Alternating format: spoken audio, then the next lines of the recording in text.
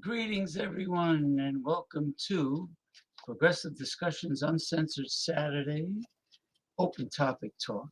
I'm your host, James P. Madonna, and I'm coming to you from Northeastern New Jersey, and I'm happy to have everyone here.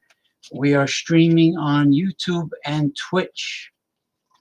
Okay, so I got everything straightened out on Twitch, so knock on wood, let's hope it goes well. That was real wood I'm knocking on. Anyway, I just want to say Happy Day of the Dead 2024. Yes, it is still November the 2nd. And I want to dedicate the show in honor of all Mexican people. And especially in Mexico. And the Day of the Dead, it actually involves November 1st too. That's All Souls Day and the Day of the Dead, November 2nd. And it's celebrated by Catholics. And it's a memorial holiday in honoring and celebrating all of our loved ones who have passed away. Could be friends, could be well, friends and relatives, all loved ones who have died, and it's in honor and memory of them.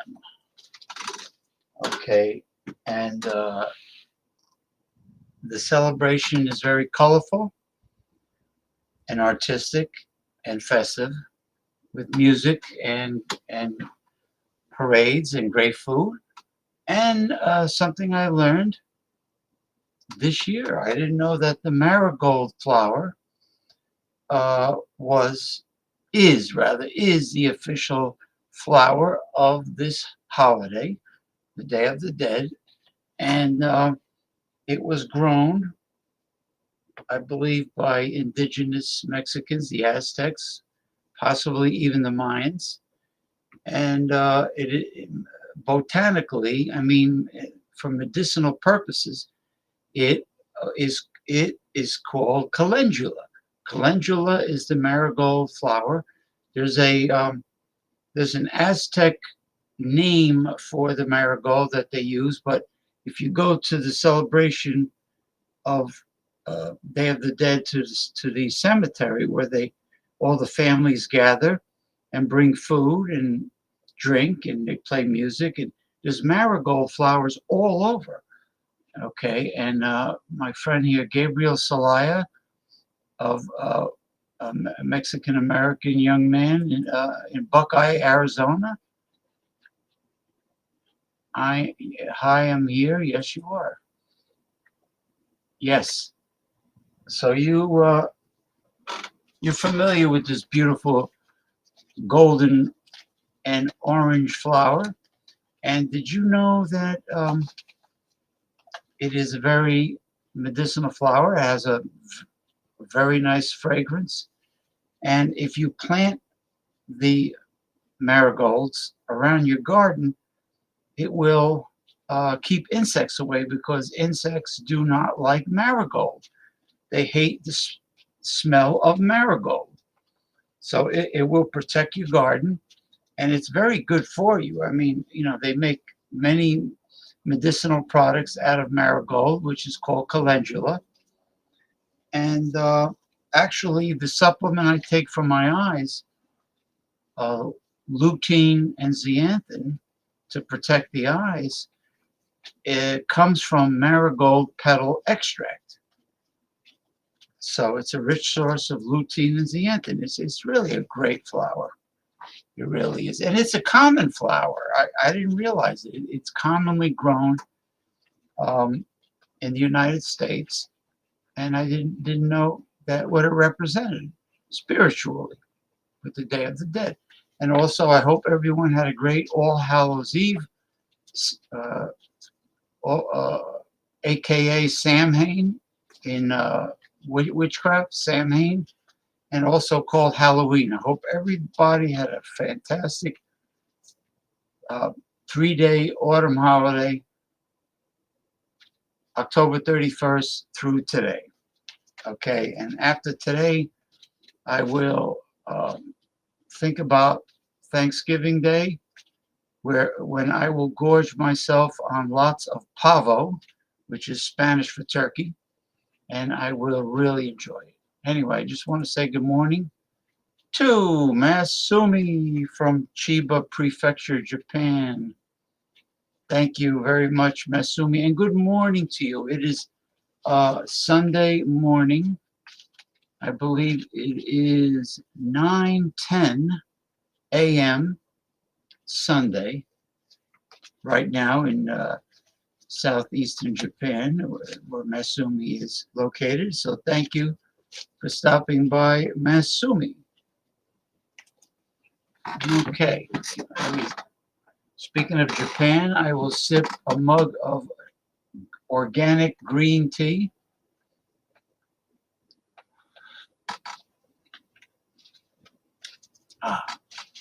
Very good. Organic green tea. Very, very good, and very good for you.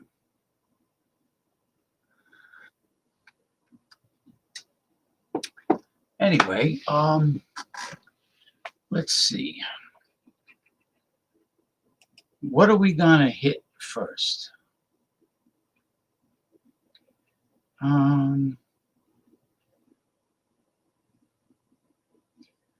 Well,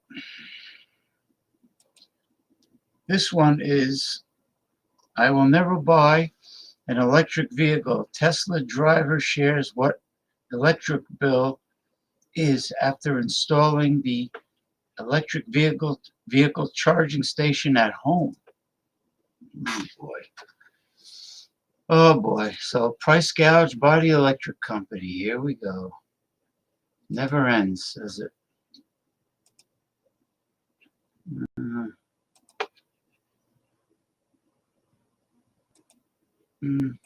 Okay. Here's the article.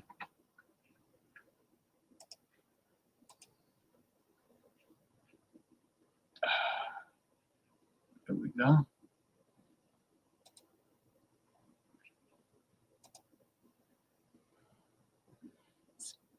Masumi says, thank you, James, for your greetings to me. You're very welcome, Masumi. All right. Now to the article. I will never buy an electric vehicle. Here we go. Tesla driver shares what an electric bill is after installing electric vehicle charging station at home. Oh, God, I can imagine. When electric vehicles first hit the market, hold on. I got some interruptions. When electric vehicles for driving one were numerous. What happened? Why did it switch pages? See how they intrusively force things upon you? Oh, all right. You know what? Let me do this again. This is insane. I'm gonna do this all over again.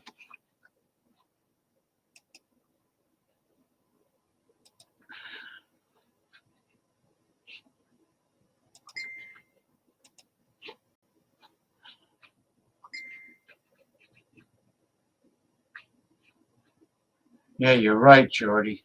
It's not the computer. It's the internet. It's these assholes here from the Daily Dot. Yeah, Daily Dot. Okay. When electric vehicles first hit the market, the benefits of driving one were numerous. While their range, I did hit wait. While their range was originally somewhat limited, these restrictions were offset by the cheap cost of charging and all of the other benefits electric vehicles can provide, including their reduced impact on the environment. The advertisements are absolutely intrusively obnoxious, and they're bombarding. They're getting worse and worse. However, as electric vehicles have become more prevalent, some are beginning to wonder whether getting an electric vehicle is really a more budget-friendly option. Not only is there opportunity cost in the time spent charging, as electric vehicles can take a considerable amount of time to refill, but some are finding that charging their vehicle costs more than they expected. For example, one internet user said they paid $15 for their car to charge just 10% of its battery. Are you kidding me? Only 10% of the lithium battery charge costs $15. So 10% times 10, right, would be 100% charge. Can you figure it out? Figure out the math. Now a TikTok user's video on her monthly energy expenses for her cars has people talking about the finances of electric vehicles. Well, let me see if there is a video. I would like to.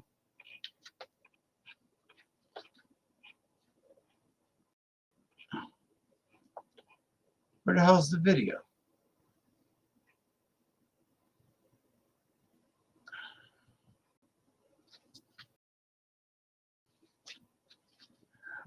You know, the fact that it cost her $15 to only charge the lithium battery 10% will give you an idea of how expensive it is. That's why I'm all for hydrogen-powered vehicles, a hydrogen hybrid, where the small motor running on hydrogen, which has steam vapors as exhaust, charges the electric battery without you getting ripped off by the power companies. Okay? And this woman says that we drive 80 to 100 miles per day. And a friend of mine rented a Nissan Leaf electric vehicle and drove from Jacksonville, Florida up here to northern New Jersey and had to completely charge the vehicle's battery every 2 hours of driving. Just picture that. Every 2 hours of driving on the highway, my friend had to completely charge the battery. I knew they were too much in a hurry to start mass producing the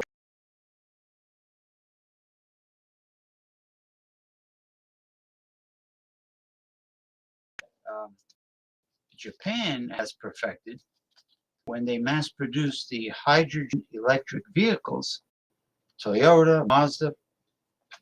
Now that is revolutionary. That will work, but not 100% electric vehicles.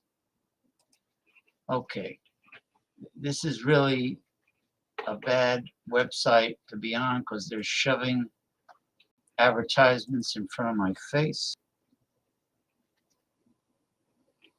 I wonder if this is the same thing.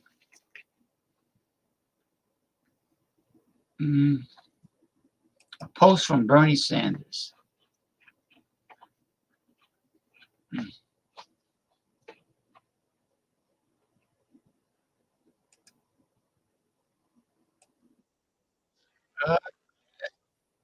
I'm trying to stop it. Okay.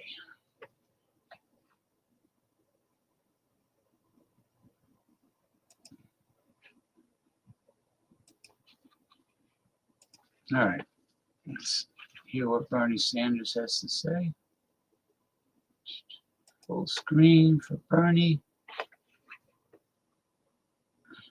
I understand that there are millions of Americans who disagree with President Biden and Vice President Kamala Harris on the terrible war in Gaza.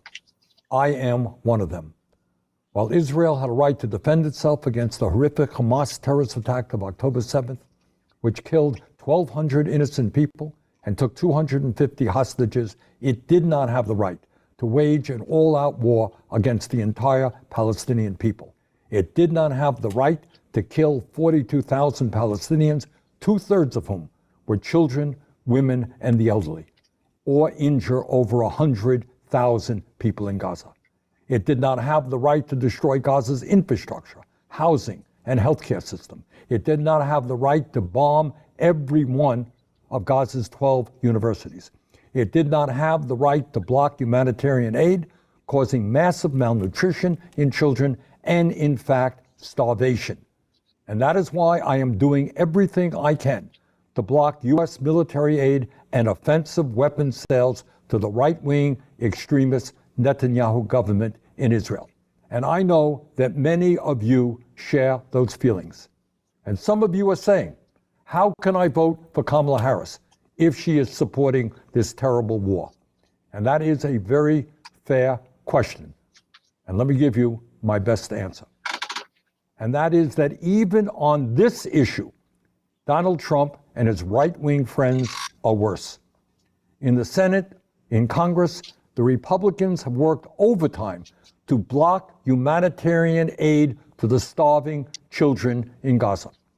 The president and vice president both support getting as much humanitarian aid into Gaza as soon as possible. Trump has said Netanyahu is doing a good job and has said Biden is holding him back. He has suggested that the Gaza Strip would make excellent beachfront property for development. And it is no wonder Netanyahu prefers to have Donald Trump in office. But even more importantly, and this I promise you, after Kamala wins, we will together do everything that we can to change U.S. policy toward Netanyahu. An immediate ceasefire, the return of all hostages, a surge of massive humanitarian aid, the stopping of settler attacks on the West Bank, and the rebuilding of Gaza for the Palestinian people. And let me be clear, we will have, in my view, a much better chance of changing U.S. policy with Kamala than with Trump, who is extremely close to Netanyahu and sees him as a like-minded, right-wing extremist ally.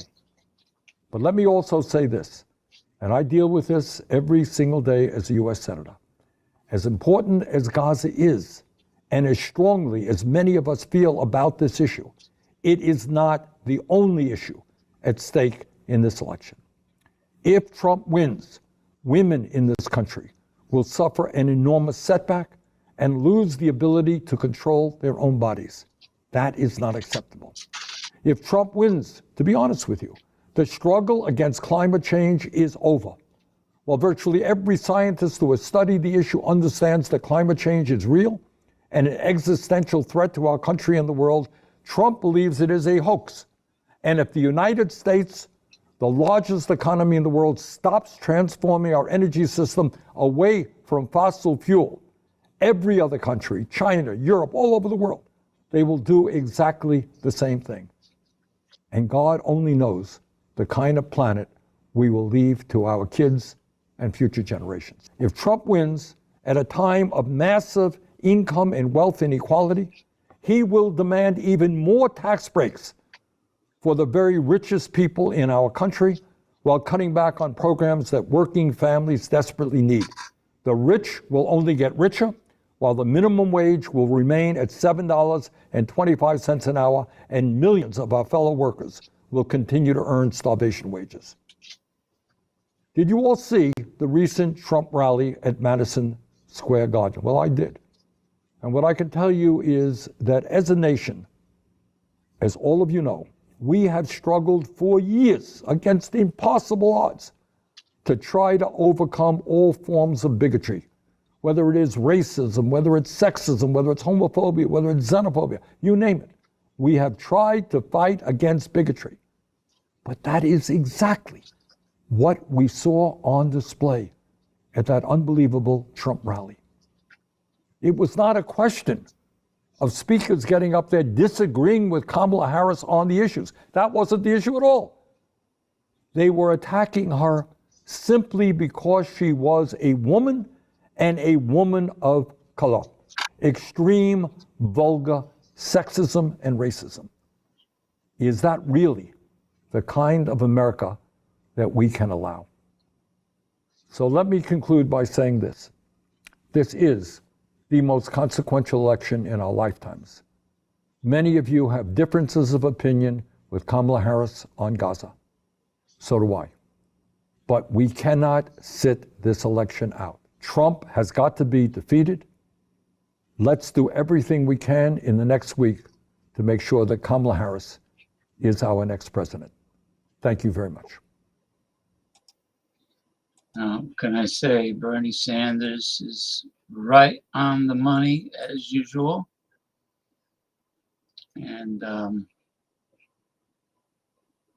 let's see. He couldn't have said it better. I couldn't have said it better. Now here's another Bernie Sanders video, recent video.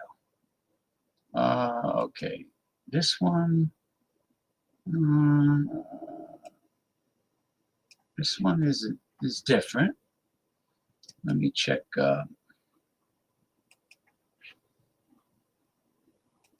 think this one is on Elon Musk and what he's doing, contributing to Donald Trump's campaign. All right.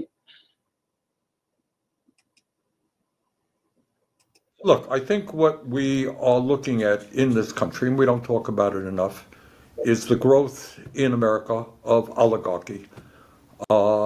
And I think ordinary people do understand that there's something very wrong when we have three people on top owning more wealth than the bottom half of American society. And of course, at the top of the list is Elon Musk.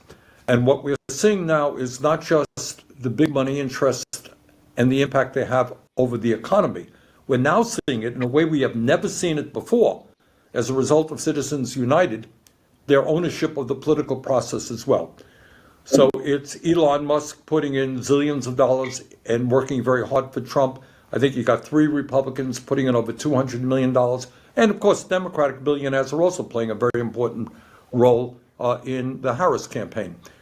So people are sitting back and they're saying, well, I thought democracy was one person, one vote. And I'm seeing Elon Musk, richest guy in the world, working day and night for Trump. What's going on? So does it concern me? Of course it concerns me. But what also concerns me is I hear very little discussion about the need to end this disastrous Citizens United Supreme Court decision and move to public funding of elections. Now, I may be missing it, but have you heard much discussion on that?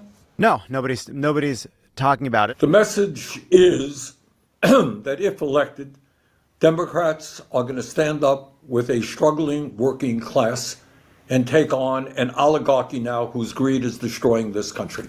All right? That's the message I would like to see, and that's a message I think that would resonate with ordinary Americans. They know that there's something wrong when 60% of our people live in paycheck to paycheck. They know there's something wrong when we're the only major country on earth not to guarantee health care to all people as a human right. We don't have paid family and medical leave, massive income and wealth inequality. They know it. We got to talk about it, and then we have to have the courage to say, you know what, we are going to act and do something about it. Oh, that was quick. All right. Let's see. Now here's a little science for you. Little robotics. Humanoid robot walks like a person.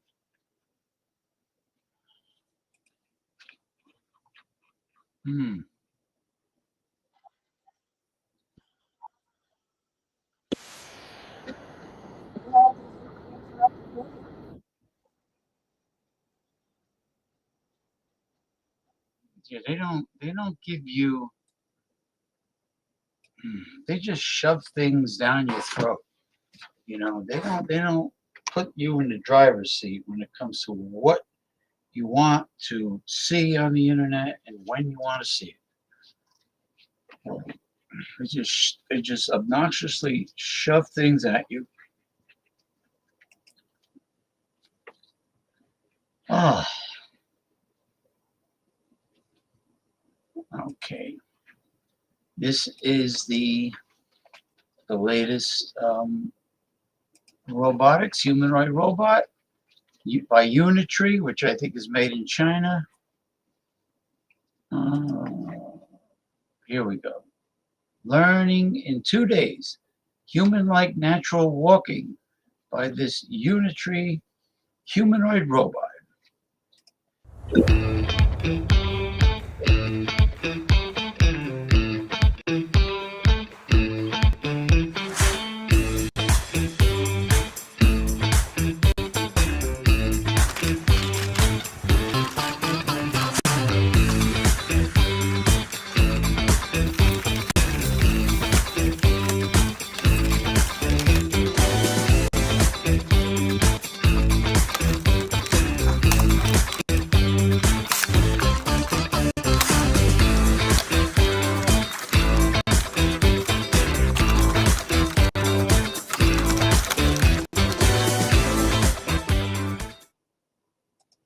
Let me tell you something. I want one of those dogs.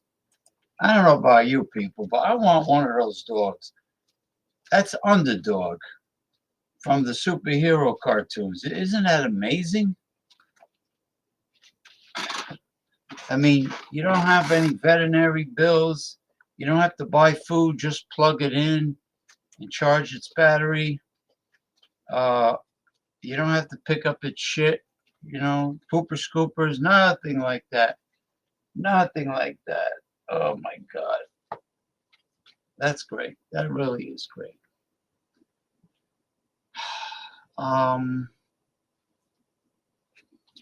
Okay, this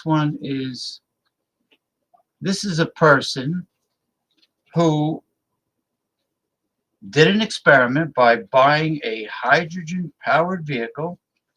I think it is one of the high-quality Japanese hydrogen-powered vehicles. And this man will give his review on his experience. For the first time, hydrogen fuel cell vehicle. And let's hear it from the horse's mouth.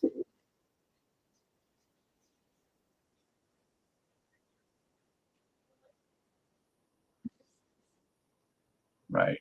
So I'm not ready to play it. And they're forcing me to play it, bastards. Anyway, we are streaming live on YouTube and Twitch. So any of you YouTubers or Twitchers out there, Twitchers, feel free to bring up any topic you want. Once we go to open topic talk, when I'm finished with the important stuff. Okay, here we go. We'll find out an honest review from a man who bought a new hydrogen fuel cell vehicle. All right, what's going on here? We having internet problems?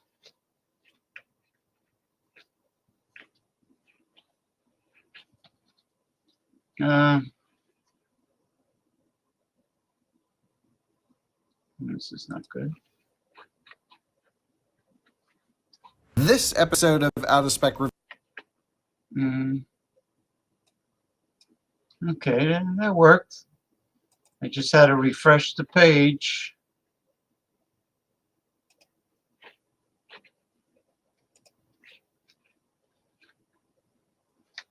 Oh, now what? Now the audio shut off? Are you kidding me? This episode of Out of Spec Reviews is brought to you by Magna. More on that later.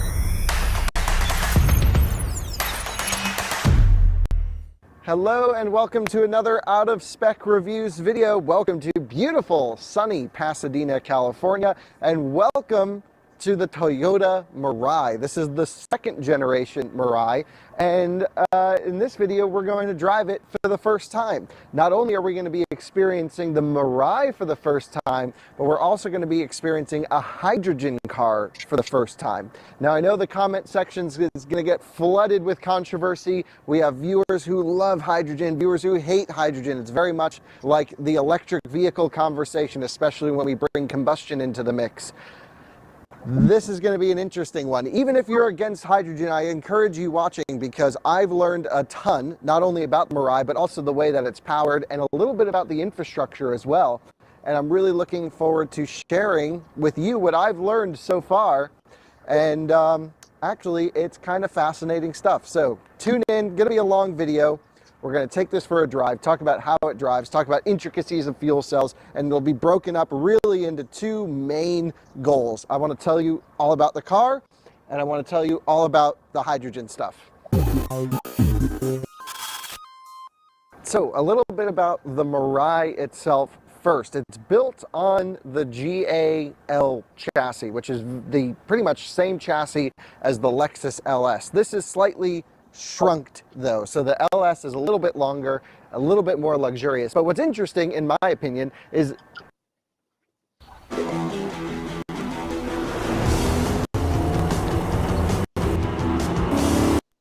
well, actually, it is really just in the US, this is the most luxurious Toyota you can buy today because it's pretty much a Lexus LS on the inside. And so I think that's kind of neat. The previous generation Mirai looked like this weird, adapted, bloated Prius thing. And it was front motor, front wheel drive, it wasn't that inspiring of a vehicle. This looks stunning. Really good looking car. Love this specification in this blue. I think it really looks great. Of course, you get all the benefits of a battery electric vehicle, carpool lanes, government incentives, etc. And this particular one costs $67,400 MSRP. That seems like quite a bit. But around here in... What a ripoff! This is price gouging by the U.S. Sleazy scumbag car dealers, which are just as bad as veterinarians and dentists. Unbelievable. 60 grand for that. Why? Because it's a new revolutionary hydrogen powered vehicle instead of a gasoline powered one. Unbelievable. I don't blame Toyota. I blame the American car dealers. In California, which is pretty much the only place you could drive one because of the hydrogen thing. We'll explain that. You can lease it for about $650 a month, couple grand down, and then Toyota gives you a card with $15,000 on it for free fuel, hydrogen. And so basically where my head has gone to this, and we've got to meet a few hydrogen owners in the area and things like this. A lot of EV owners have to do what these cars are doing behind you right now. And same with the BZ4X we've also reviewed. I threw on the charger. These Teslas are sitting here for 45 minutes, an hour. These are urban superchargers. To get 100% charge takes at least an hour pretty much on any EV. Some EVs take 2 hours. Some EVs take 45 minutes, but a long amount of time. And especially if you don't have apartment charging, condo charging, home charging for whatever reason, and you need to rely on public DC fast charging network to get you down the road, that is pretty inconvenient. And I've always said owning an EV really doesn't make sense unless you have a lot of time to charge, or you have home place charging or workplace charging. And what about the cost of the electricity? This geek, I hope he brings that up. Main benefit of a battery electric vehicle is being able to charge up overnight. In Southern California, a lot of people can't charge at home. So here comes the Mirai. This can go, in our test, from 0 to full in about 4.5 to 5 minutes at a hydrogen station. So if you just look at it from a broad perspective, this has a little bit more range than most EVs, about 320 miles, but the base car can go over 400. And it can fuel itself in a very short amount of time. And so I get it kind of around here. Now, the hydrogen stations seem to be the biggest issue because some are online, some are offline. I'll talk about that in the car, how you find them, how we did. Yesterday, if you go to our sister channel, Out of Spec Motoring, I don't know when the video will go up. We took this on a 300-ish mile drive from here in Pasadena, San Diego, did a whole bunch of driving around and came up. We had to fill up twice, once before we left and once after we got back. And seamless experience both times, and it was really neat, and we'll have a video coming on how all that works, which was really interesting. So maybe our experience is unique where we've had a good time, but I'm pretty impressed with the hydrogen thing. Okay, back to the car. Let me pop the hood really quick. Under the hood, there is a hydrogen stack, and there's 300 individual little fuel cells that make up the powertrain for this vehicle under here.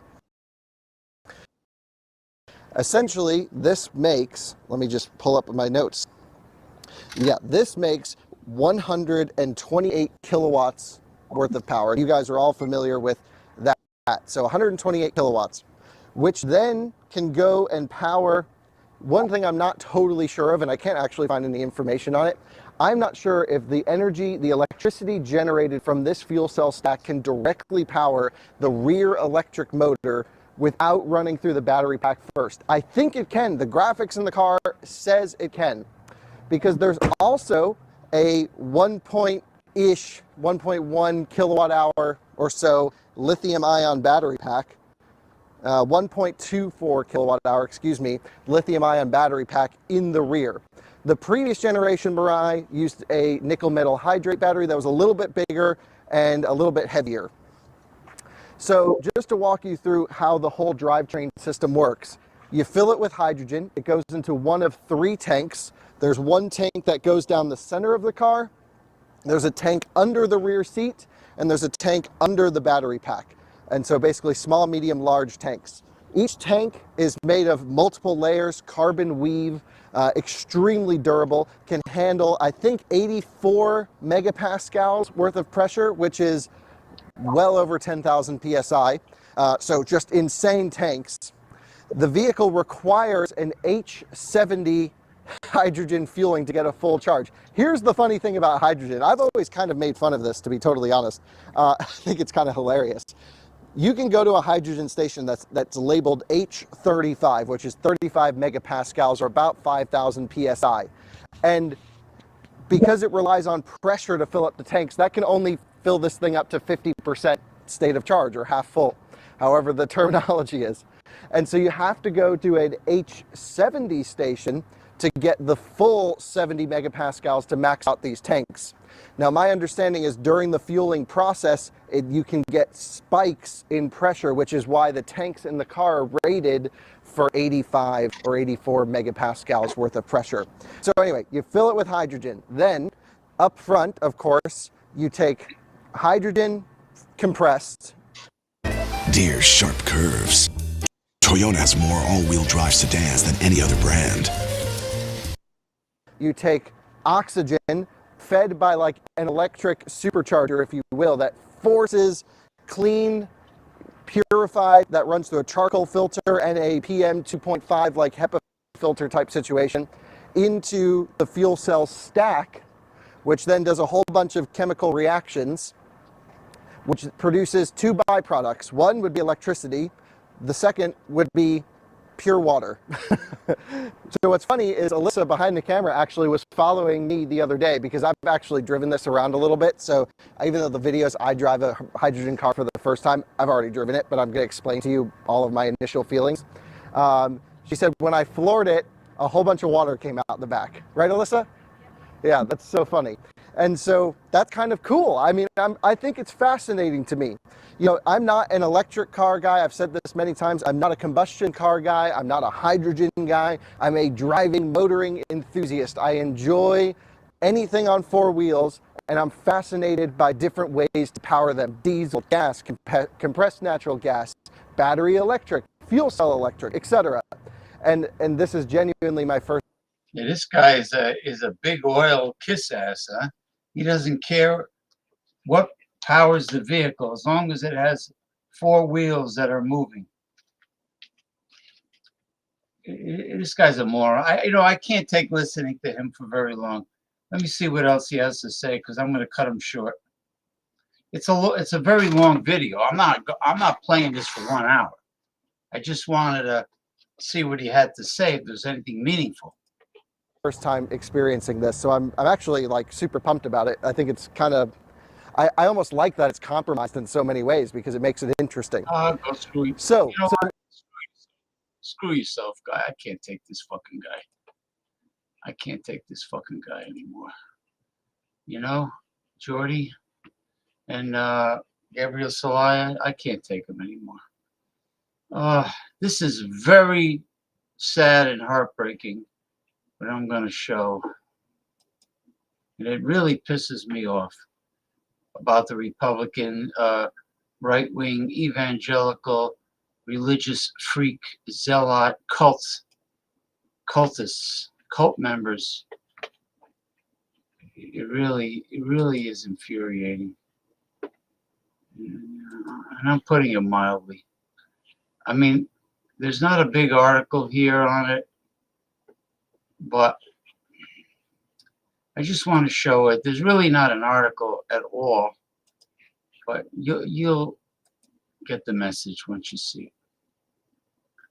And then what I have left is some genius, very educational Robert Reich videos. I love that guy. Okay, now you see this here?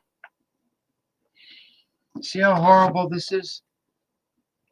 Hold on. A Texas woman dies after the hospital said it would be a crime to intervene in her miscarriage. So because she was having a miscarriage, they just let her die without doing their job as a physician. You think it might be because she's a woman of color? I think so. She looks like a Hispanic woman, a Latina. I think that's the reason.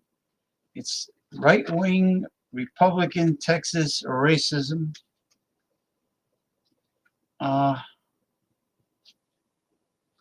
And pro-Republica. Isn't this horrible? They are so obsessed with the fetus, with the fertilized egg, with the embryo, with the fetus, with the baby in the womb, that these evangelical right-wing zealot cults can care less about the life of the mother. I wonder if they would feel the same way if she was a Caucasian mother in Texas. I wonder if they would feel the same way. They're scumbags. They're really no good. You know, if there is a civil war, I hope they get wiped out by the United States military. The zealots are scum of the earth. These religious freaks, evangelical religious freaks, that think a fertilized human egg is a baby. It is no more a baby than an acorn is an oak tree.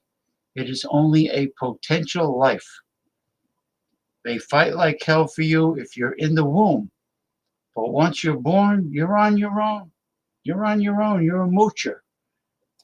And that's the story of the Republican Party, especially the extremist right-wing Republican Party.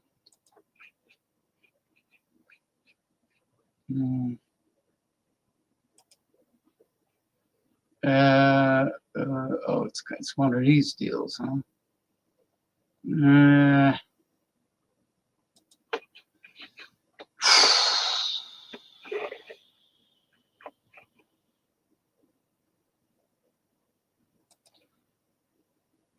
Well, it's got to be one of these deals, my friend, unfortunately.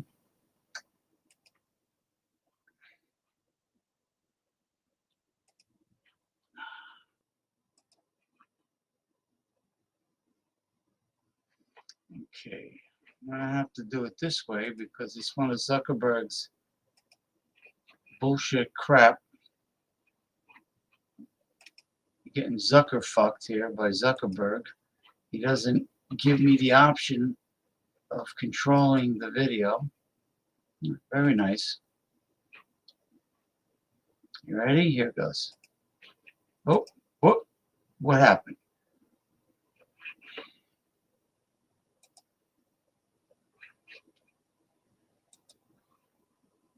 I'm gonna have to do it again because they keep shutting off the volume. Facebook, the hook-nosed motherfucking Zuckerberg keeps on shutting the volume off every time you leave the page. What a piece of shit he is. Women's reproductive rights. Trump says abortion should be left to the states. But even if it's protected where you live, Trump's Project 2025 would require states to track pregnancies and report detailed information about abortion procedures and patients to the federal government. See page 455.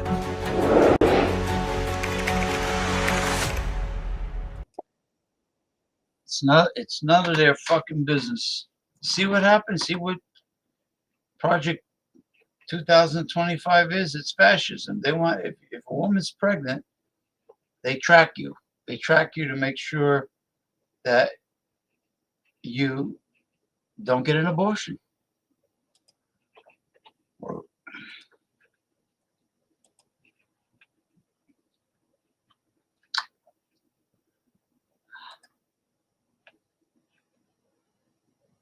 Okay. Now what? Oh, I see. It's still in.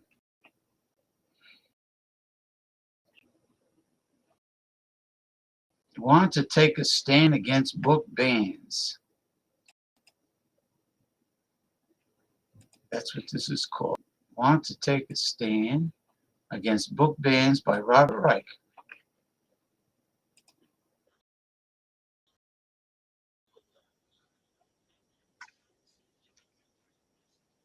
Decide which books to buy. They set budgets, decide whether the arts get funded, whether sports get funded, and a million other things that affect your community directly. Lately, school boards have become the front lines of culture wars over whether students should be allowed to learn Black history, or whether trans kids can feel safe going to the bathroom, or even just existing. School board races don't get as much attention as presidential races, but the decisions your school board makes now could affect your community and the nation for decades to come. This is one more reason why it's so important to vote all the way down the ballot. No, these are short ones. Okay, let me just tell him. It looks like I will be sending you the link very soon. Okay. All right. This is the last one. I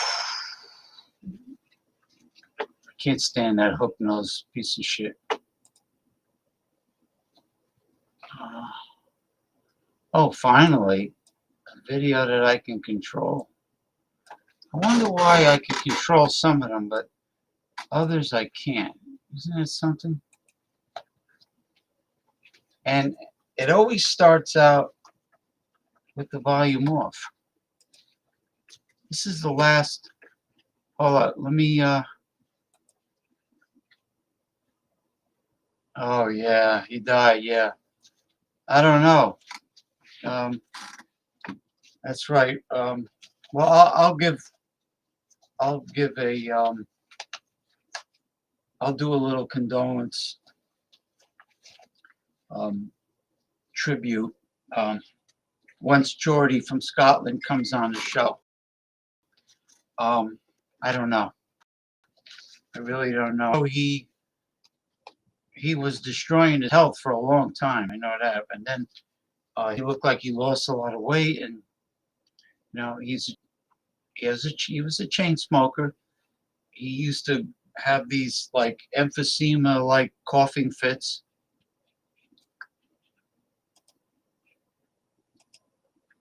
Yep. Christopher Nichols, aka BC Beer Reviews from the state of Michigan, passed away.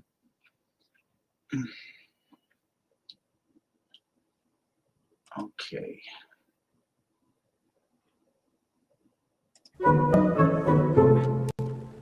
Oh, hi. Don't mind me. I'm just voting in this year's election.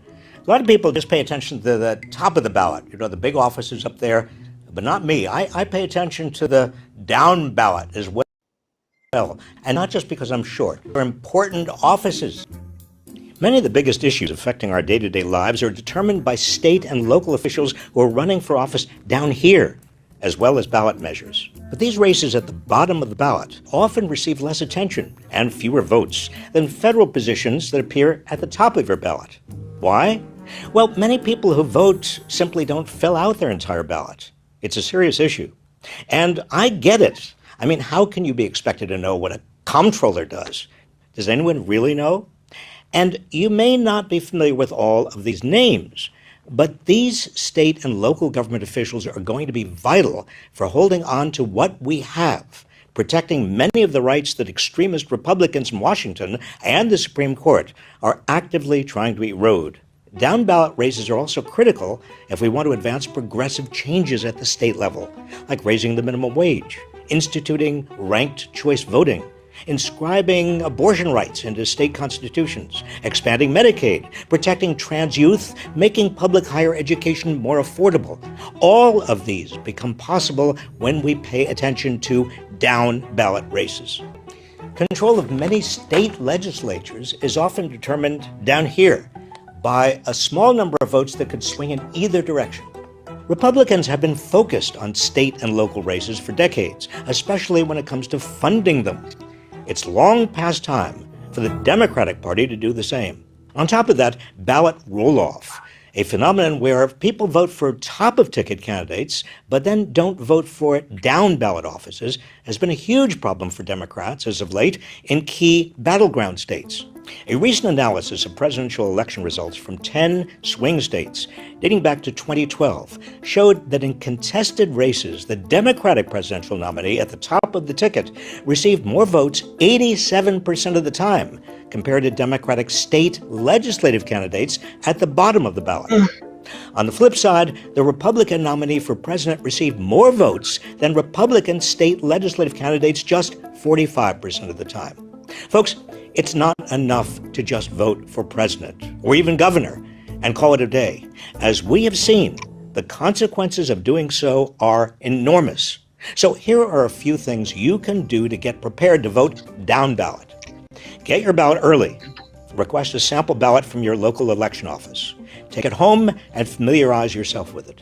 Next, research all down ballot candidates. There's some great organizations to guide you. Sister District, the States Project, Bolt's Magazine, and People's Action are just a few. I've linked to them below, but feel free to leave a comment with other local resources you found helpful. Lastly, connect with your friends and share this information. Get them to vote down ballot too. Research shows that texting a friend about voting increases turnout.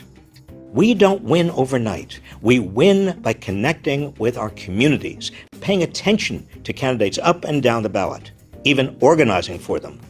When it comes to power in America, remember to vote for the little folks down here. Why can't they just simply connect the upper tier ballot with the down ballot? If somebody's voting, hold on. If somebody is voting Democrat, let's say, for the upper tier candidates, it should be connected all the way down the line into the down ballot.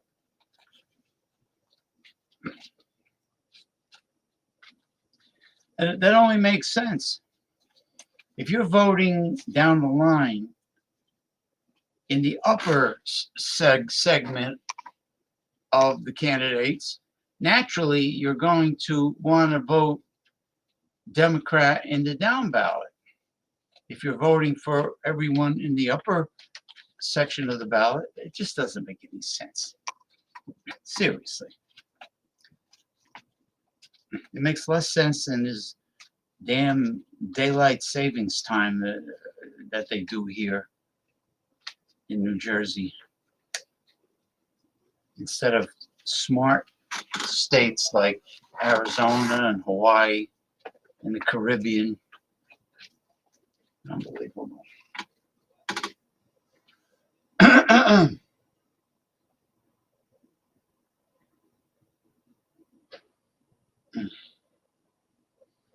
Right after the song.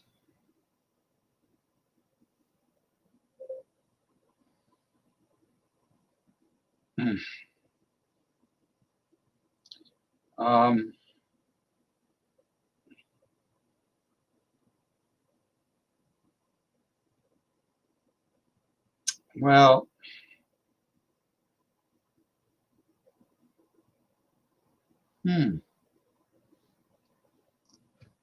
okay. I sent the link to Jordy K of Scotland, the king of techno in the country of Scotland. The Scottish king of techno. And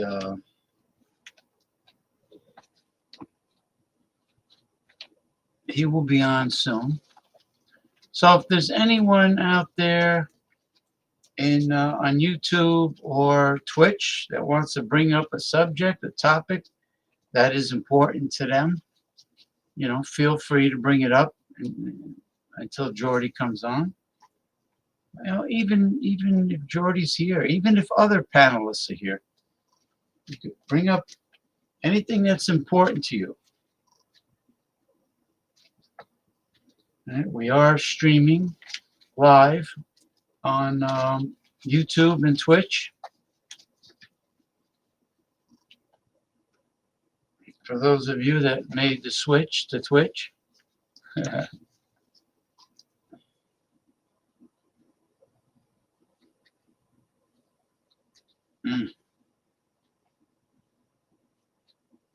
Well,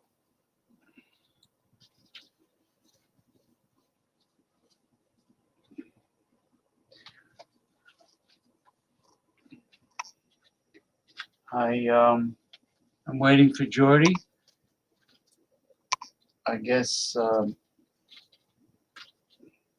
he asked me a question and I answered him. So if he asked me a question, you would think he would be there to intercept my answer, my reply. Anyway.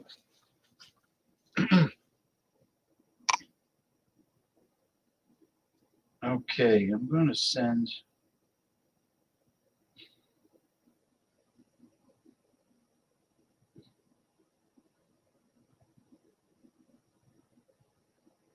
all right. Well, as I am awaiting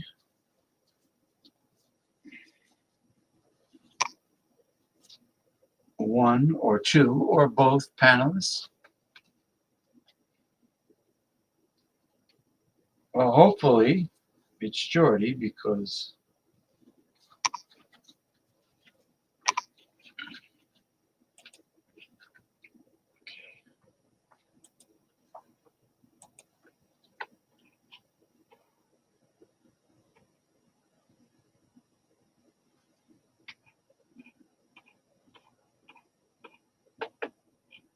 okay,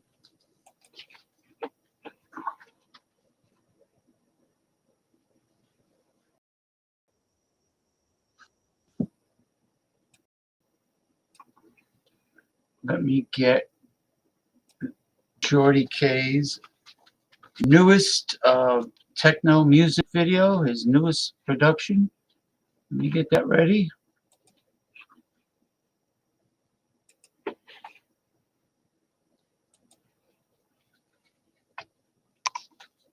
Oh, good. He saw it. Okay. And here he is. What?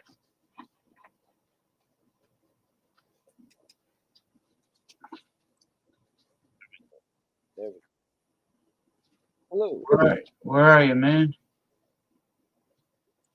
There we are. There we go. Yeah, Okay. you got your audio cranked up and your video. And I just want to say happy Day of the Dead 2024. Yeah, happy Day of the Dead. Yeah, you sound muffled. Check your microphone volume. Make sure it's cranked up. Hold on. Make sure it's cranked up. All right. Before I all right, he's making an adjustment. Mr. Jordy K of Scotland. Okay, that should sound better. Excellent, excellent, excellent. Okay. Mine's a Before I play your newest music video, your newest techno music video production, I just want to give condolences to the Nichols family in the state of Michigan because we lost someone that we knew from the the craft beer review community. Christopher Nichols, aka BC Beer Reviews, passed away at the age of 51 years old, and we knew him well. And Jordy's gonna raise a glass to him, and I'm gonna give a 21 bell salute in out of respect and in memory of Christopher Nichols, BC Beer Reviews. The last time I spoke to him, he got very upset with me, and I feel bad that I was not able to make my peace with him, just like I wasn't able to make my peace with two other old friends I had, and they passed away before, because it takes two people to dance salsa. You can't force people. If you're gonna reconcile, it takes two people. So what can I do? I think BC might be watching this right now, and he would be like, "James, shut up! It's water under the bridge. It's all good. Drink your beer, brother." That's what BC would be saying. It's a river of craft beer under the bridge. Mm-hmm. And Anyway, anyway, that, brother. BC, all right. BC, you know, come on. I know. All right, you raise the glass. I'm going to give 21 bells in memory of Christopher Nichols of Michigan BC Beer Review. May he rest in peace. Here he goes. Amen.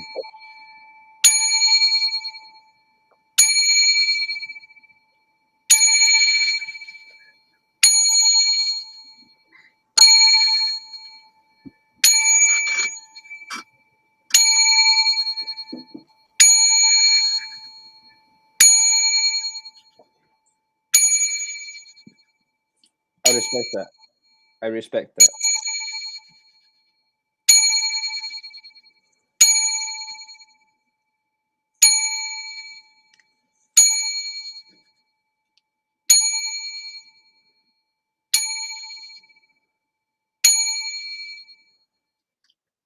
May you rest in peace, Christopher Nichols, BC Beer Reviews.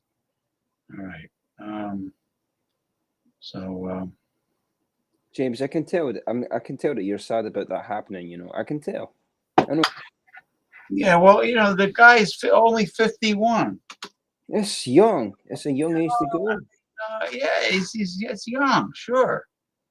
And but anyway, I'm going to play the newest creation of Jordy K of Scotland, which is his newest techno music video, and I'm going to play it right now. And it is titled, hold on, it is titled Kick Ass, Chew Bubblegum, and Drink Beer. And there is a surprise in the music video, but let us play it. And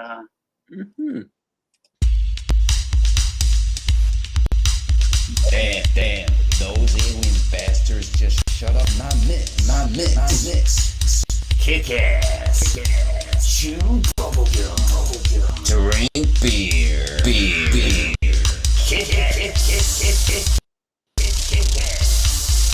and drink beer. Bubblegum.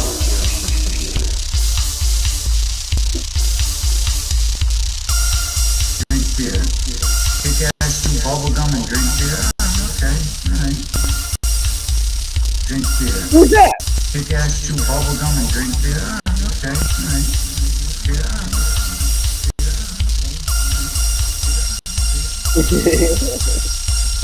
I love the way you say that.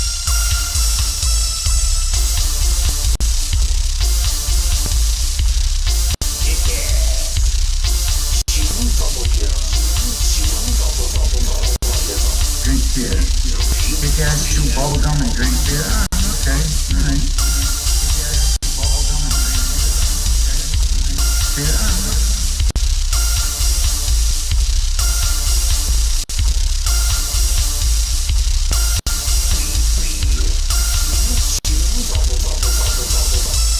Jordy Tay, Scotland's king of techno.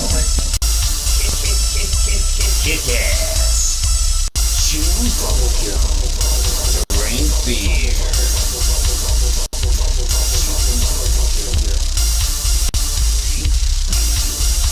You guys chew bubblegum and drink beer? Okay, all right.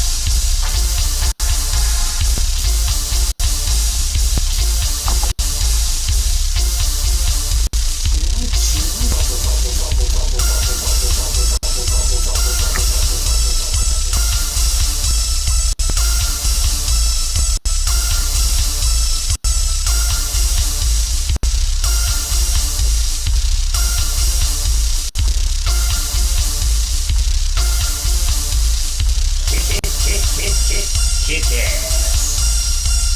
Kick ass. Kick ass.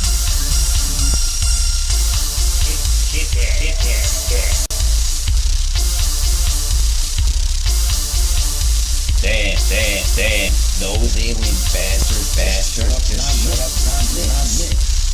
Damn, those alien Drink beer. bastards. You guys chew bubblegum and drink beer? Okay, all right. Drink beer. You guys chew bubblegum and drink beer? Okay, all right. Kick ass. Chew bubblegum. Drink beer. Beer. Drink beer. You guys chew bubblegum and drink beer? Okay, all right. Drink beer. You guys chew bubblegum and drink beer? Okay, all right.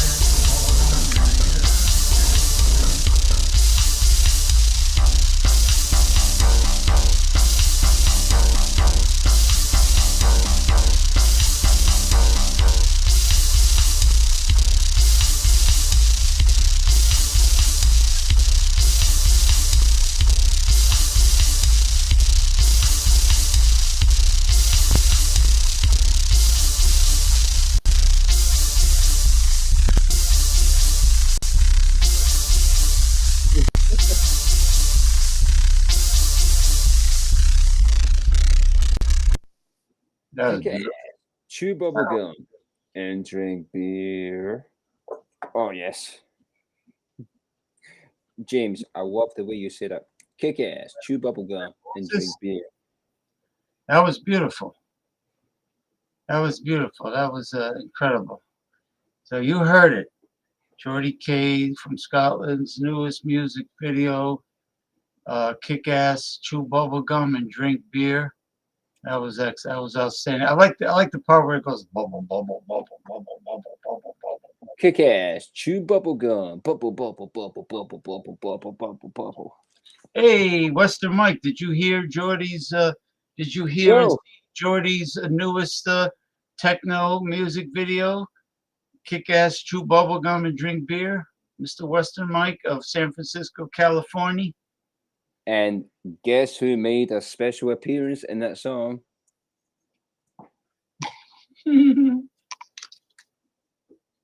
Bubble, bubble, bubble, bubble, bubble, I bubble. love the way you say that though. Kick ass, chew bubblegum, and drink beer. You got the accent, you know. Yeah. Now you said you're going to make an extended version. Yeah, I'm working on it right now. But you sent me the voice message, but I'm working on it right now. Yes, Did it come out okay? The audio.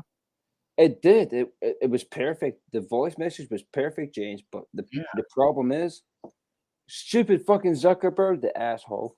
For some reason, I can't download the damn voice message. Like, You know what I could do? You know what I could possibly do? I believe I do have your email. I could attach it.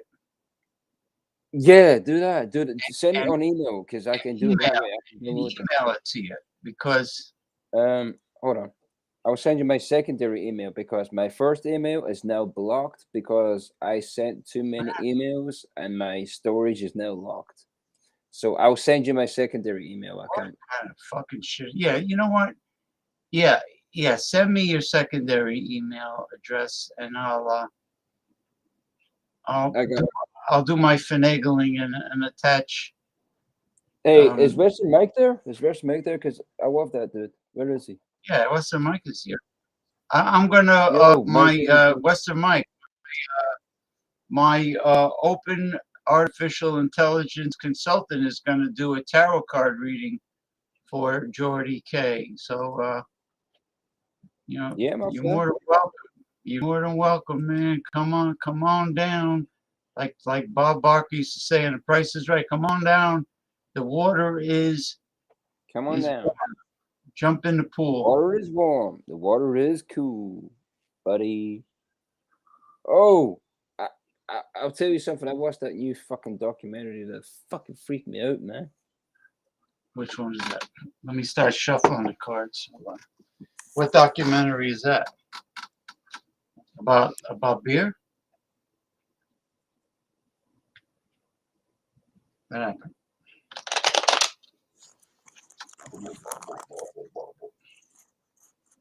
There we go.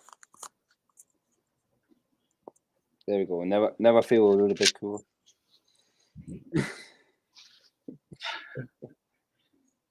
I mean, that was really a great music video. What do you people out there in cyberspace think? You know, give us your opinion.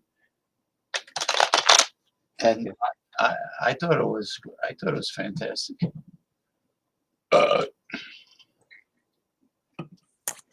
You know, James, you've got a great accent. I love the way you talk. And when you said kick ass, chew bubblegum, and drink beer, oh, okay, all right. I was like, okay, I'm gonna clip that. So what I can do, I can clip this video and do that way maybe. Now, I'll send you what I sent you. Yeah. I didn't. That was my normal voice. That was natural. That's what I mean. The second one was meant to be comical. Comical. Right. Yeah, I mean not the second one, the third one. Yeah, that the one I sent you today was meant to be funny. You know. Yeah, I know that. No, I know that. I know you were meant to be joking. Yeah, kick ass, chew bubblegum, and drink beer. It was something like that, wasn't it? Yeah, you told me to say yeah. Oh yeah. Oh yeah. Oh. Right. Yeah, All right. Right. Yeah. All right. Yeah. Right. Bubble, trouble, bubble. That's my favorite part. That's one of my favorite parts of that song as well. I like that. Now, girls that chew bubble gum and pop the bubble from the bubble gum, they usually are sluts, right? From my experience, yes. That like not little girl. I mean, like adult, No, women, young women. adult. Yeah. Young adult women that chew bubble gum are usually like a bunch of floozies. They chew bubble gum to stop their mouths from fucking flapping a load of crap. To stop their mouths from yapping. They stop their mouths from yapping. That's why they chew bubble gum. There's this girl on TikTok, and she's one of those super popular ones, and she's saying that she feels bad because she doesn't think this guy she went out with is going to call her back, because when she went down on him, she used her teeth and he felt pain, like she bit him by accident. Oh, well, he's a pussy. He's a pussy. I told her, I says, when you do that, you have to really use your tongue. There's nothing wrong with that. Nothing wrong for a little bit of up, and when you go up and down, you got to use. Well, tell her she has to find the right guy, because that guy's a pussy. Nothing wrong with that. He's not the type to kick ass and chew bubblegum and drink beer. No, he's a fucking pussy. If he's crying about a girl, like nipping him with his teeth. What a fucking dickhead. Come on, there's nothing wrong with a little bit of that. Well, I think if he Speaking from experience, I think if he doesn't call her, I think he's overreacting. I think he's being ridiculous. You know, God, like he's you been a said, little fucking bitch. He's been a little fucking bitch. He needs to fucking grow a pair of balls and, you know. he's a bitch. He's a biatch. He's a biatch, is what he God is. damn motherfucker. Okay, I'm trying to put all the cosmic energy I can into the 78 tarot cards, and I think they're well shuffled. And oh man, oh James, I'll be back. Can you give me like 2 minutes? I'll be back in 2 minutes. All right. oh sure, yeah. You got to make a pit stop. I pits up and I got a roll of smoke because my Go two hits.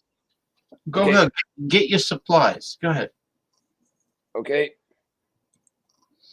You know, hey, Michael Hilton, come on board, come on down. Well, until Jordy gets back, and then you can still hang around and listen to our official Open AI consultant do a personal tarot card reading for Jordy.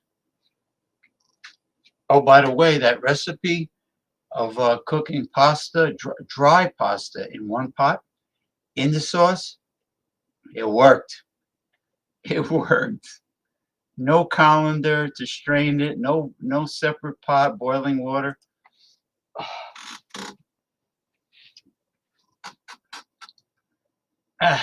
Oh.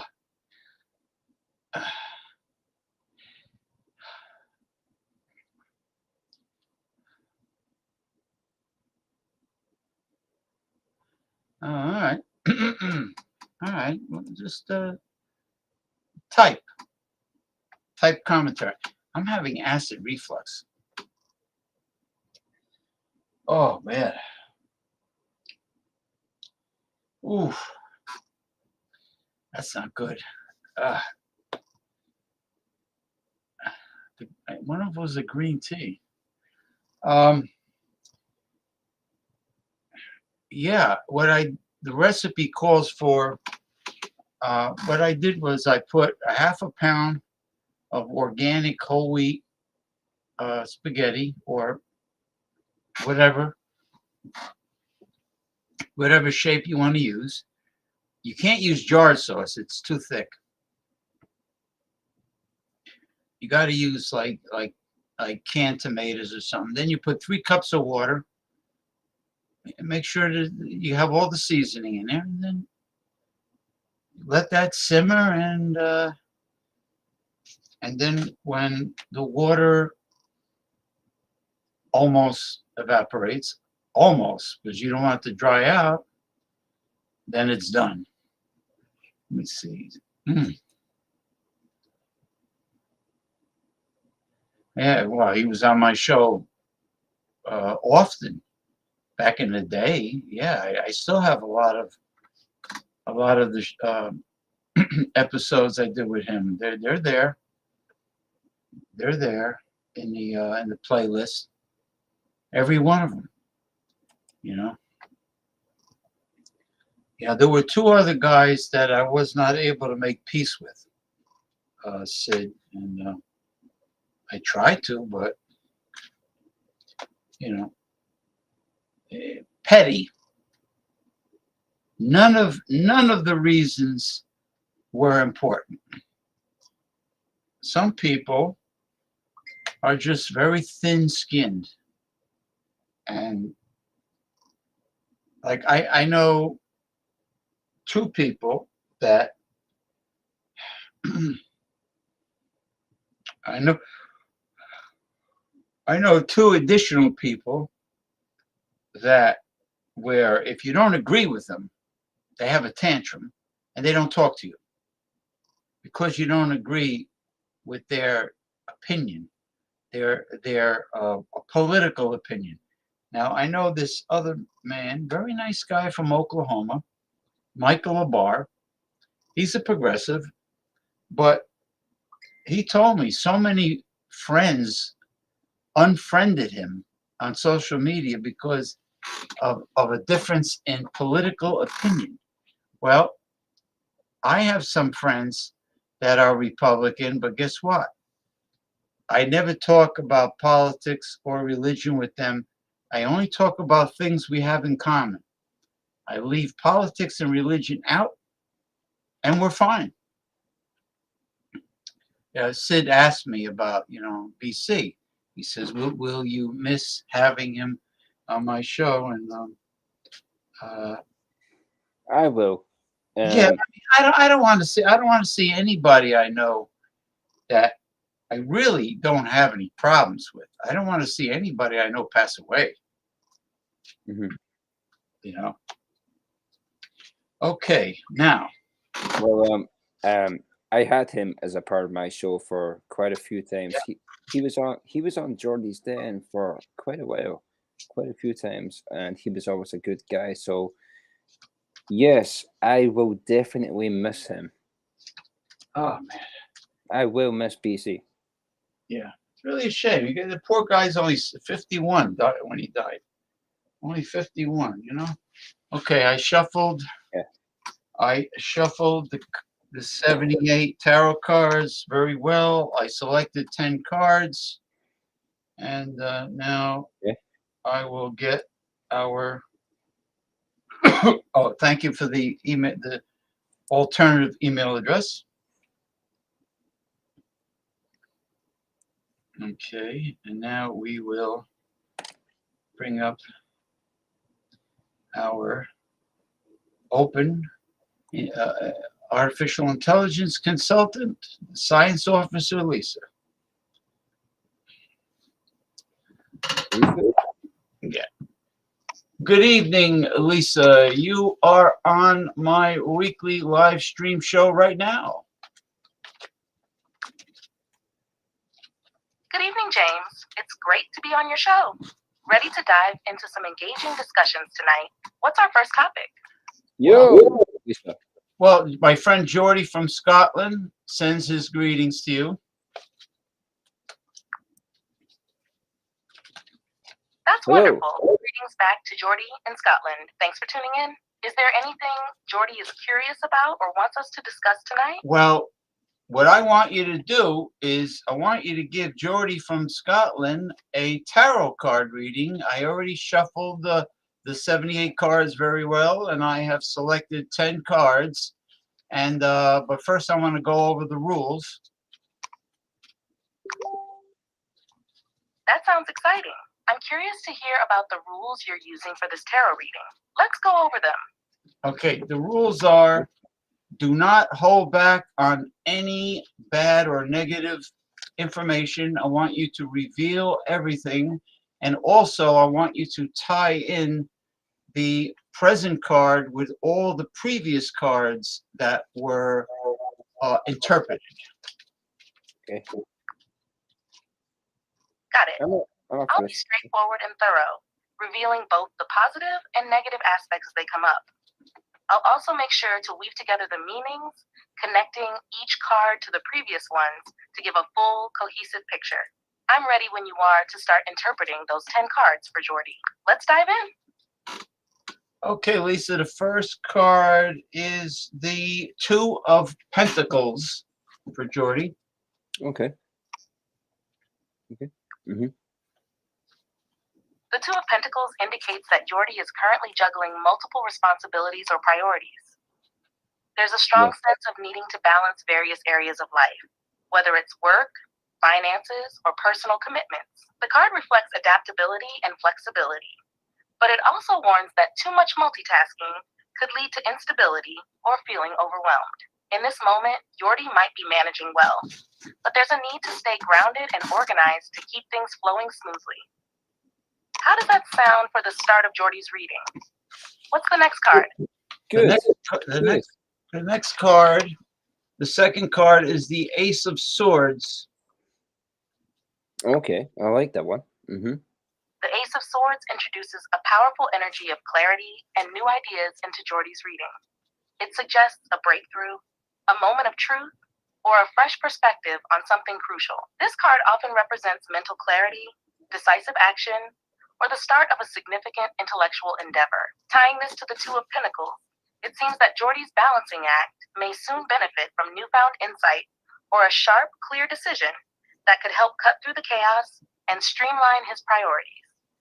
It could signify the beginning of a period where Jordy gains control over the complexities he's currently juggling. What's the third card? The Knight of Cups. The Knight of Cups brings a wave of emotional depth and creativity to the reading.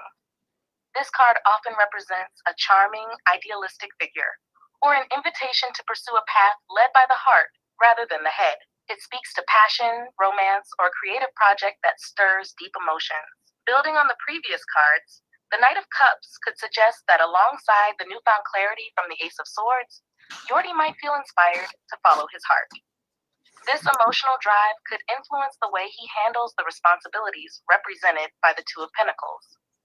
It implies a moment when intellectual insight and heartfelt emotion will need to work in harmony to achieve a balanced outcome. Let's keep this energy flowing. What's the fourth card? The Two of Wands. The Two of Wands suggests that Jordy is at a crossroads or in the planning stages of a new venture. This card is about looking out into the world with ambition, weighing options, and making future plans. It often represents considering the next steps and the potential for expansion, whether through travel, career advancements, or personal growth. Okay. Connecting this with the previous card, the Two of Wands highlights the progression from juggling responsibilities, Two of Pentacles, to gaining mental clarity, Ace of Swords, and then feeling emotionally driven, Knight of Cups. Now with the Two of Wands, Jordy might be assessing how to take that newfound clarity and passion and turn it into actionable plans. It emphasizes careful consideration and a desire to move forward, but with thoughtfulness and vision. How's that feeling for the reading so far? Good. That's good. That's good to know. Yeah.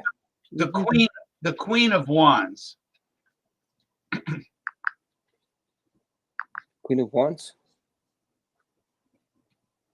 The Queen of Wands. The Queen of Wands brings a confident, vibrant, and magnetic energy into Jordy's reading. She represents someone who is full of passion, determination, and creative energy. The Queen is a natural leader, embodying charisma, independence, and the courage to pursue what she desires. Tying this with the previous cards, it appears that Jordy's journey is evolving from contemplation, Two of Wands, into action driven by confidence and self-assurance. This suggests that as he navigates his options and plans, he will need to channel the Queen's energy to step into his power, embrace his ambitions, and inspire others around him. It's about pursuing goals with enthusiasm and trust in his ability to succeed. So far, Jordy's reading is building up to a moment of strong personal empowerment. What's the sixth card? The Pope. The Pope, also known as the Hierophant, introduces themes of tradition, spiritual wisdom, and seeking guidance from established systems or mentors. This card often symbolizes a need for structure, following conventions, or deepening one's spiritual or philosophical understanding. It can also point to the importance of aligning with core values or beliefs. Integrating this with the previous cards, the Pope suggests that Jordy may need to ground his newfound confidence from the Queen of Wands with a sense of discipline and adherence to some form of tradition or wisdom. It indicates that while pursuing his ambitions and plans, there might be a call to learn from a mentor, join a community, or seek guidance in order to build a more stable foundation. This card adds a layer of thoughtful introspection and respect for tradition amidst the bold energy we've seen so far. Ready to continue with the seventh card? The Three of Swords. Okay. The Three of Swords signifies heartbreak, emotional pain, or conflict. This card often points to sorrowful experiences, such as loss, betrayal, or difficult relationships. It can also symbolize the need to confront and process painful emotions to heal and move forward. In the context of the reading, this card introduces a stark contrast to the earlier cards. While Jordy is navigating balance, Two of Pentacles, clarity, Ace of Swords, emotional depth, Knight of Cups, ambition, Two of Wands, confidence, Queen of Wands, and the wisdom of tradition, the Pope, the Three of Swords suggests that underlying pain or past wounds may need to be addressed. This emotional turmoil could affect how Jordy manages his responsibilities and pursues his goals. It might be a reminder that healing from past heartaches is crucial for moving forward with clarity and passion. It's a call to acknowledge and process these feelings instead of suppressing them. Let's move on to the 8th card. What do we have? The Page of Pentacles. The Page of Pentacles represents new beginnings in the realm of work, education, or practical matters. This card embodies enthusiasm for learning, setting goals, and making tangible plans for the future. It often indicates a focus on material aspects, such as finances or personal development. Tying this into the reading, the Page of Pentacles suggests that amidst the emotional challenges of the Three of Swords, there is also an opportunity for growth and new ventures. Jordy may find that channeling his energy into practical pursuits, like education or skill development, can help him navigate through his emotional pain. This card encourages him to take a grounded, patient approach to his aspirations and to embrace the learning process. With this balance of ambition and practical focus, Jordy can begin to heal and grow, aligning his emotional experiences with his material goals. What's the 9th card? The next card is the Knight of Swords. The Knight of Swords embodies action, ambition, and determination. This card represents a quick thinker who charges ahead with ideas and plans, often without hesitation. While it signifies clarity of thought and decisiveness, it can also warn against recklessness or being too hasty in pursuing goals. In relation to the previous cards, the Knight of Swords suggests that Jordy may feel compelled to act decisively, especially after reflecting on his emotional pain, Three of Swords, and focusing on practical opportunities, Page of Pentacles. This card indicates that the clarity from the Ace of Swords and the drive from the Queen of Wands could push him to take swift action. However, he should be cautious not to rush into decisions without fully considering the emotional and practical implications. Combining the Knight of Swords with the energy of the Page of Pentacles, it's essential for Jordy to balance his desire to move forward quickly with thoughtful planning and emotional awareness. How's the reading shaping up? What's the final card? The final 10th card is the Page of Cups. Okay. Page of Cups. The Page of Cups brings a message of creativity, intuition, and emotional exploration. This card often signifies new emotional experiences, a spark of inspiration, or a call to connect with one's inner feelings and creativity. It encourages openness to new ideas and connections, especially in the realm of relationships and personal growth. Integrating the Page of Cups with the previous cards, this card suggests that as Jordy navigates the swift action of the Knight of Swords and the practical focus of the Page of Pentacles, he should also remain receptive to his emotions and creative impulses. It's a reminder to embrace vulnerability and allow his feelings to inform his decisions and aspirations. Ultimately, the Page of Cups encourages Jordy to blend his emotional insights with practical plans, fostering a holistic approach to his current circumstances. It highlights the importance of nurturing both his heart and mind as he moves forward. In summary, this reading paints a complex but empowering picture for Jordy. He is managing multiple responsibilities, gaining clarity, experiencing emotional depth, and now stands at a crossroads with potential for growth. While he faces some emotional challenges, the cards also highlight opportunities for new beginnings, creativity, and action. It's about finding balance between his heart and mind to achieve his goals. How do you feel about this reading for Jordy? Very good. Let me ask Jordy now. What do you think of the reading? Can you tell her thank you very much? That Can you tell sounds. her thank you? I'm eager to hear Jordy's thoughts on the reading. Yeah, he It's says, always interesting to see how the insights resonate with him. Thank you very What much. does he think? he says, thank you You're very much. welcome. I'm glad to be part of the reading. If there's anything else you'd like to discuss or explore during the show, just let me know. Okay, let me ask Jordy something. Is there any topic you want to bring up about any important subject that you can ask our consultant? Important subject. Sounds like a good approach. It gives Jordy a chance to engage more deeply. What topics does he have in mind? Is he thinking about something related to personal growth, current events, or maybe even something specific in tarot or spirituality? He's contemplating a question right now. Hold on, please. Who is the Zodiac Killer? No problem at all. Take your time. I'm here whenever you're ready. No. I don't care about Yeah, that. no, I that's, don't. yeah, that's more of a yeah. I understand. It sounds like Jordy might be Can you just tell her, thank you topic. very much for being Decide on sweet. something? Thank you very much I'm for ready to her jump in. kind words. What's next on Thank the you agenda?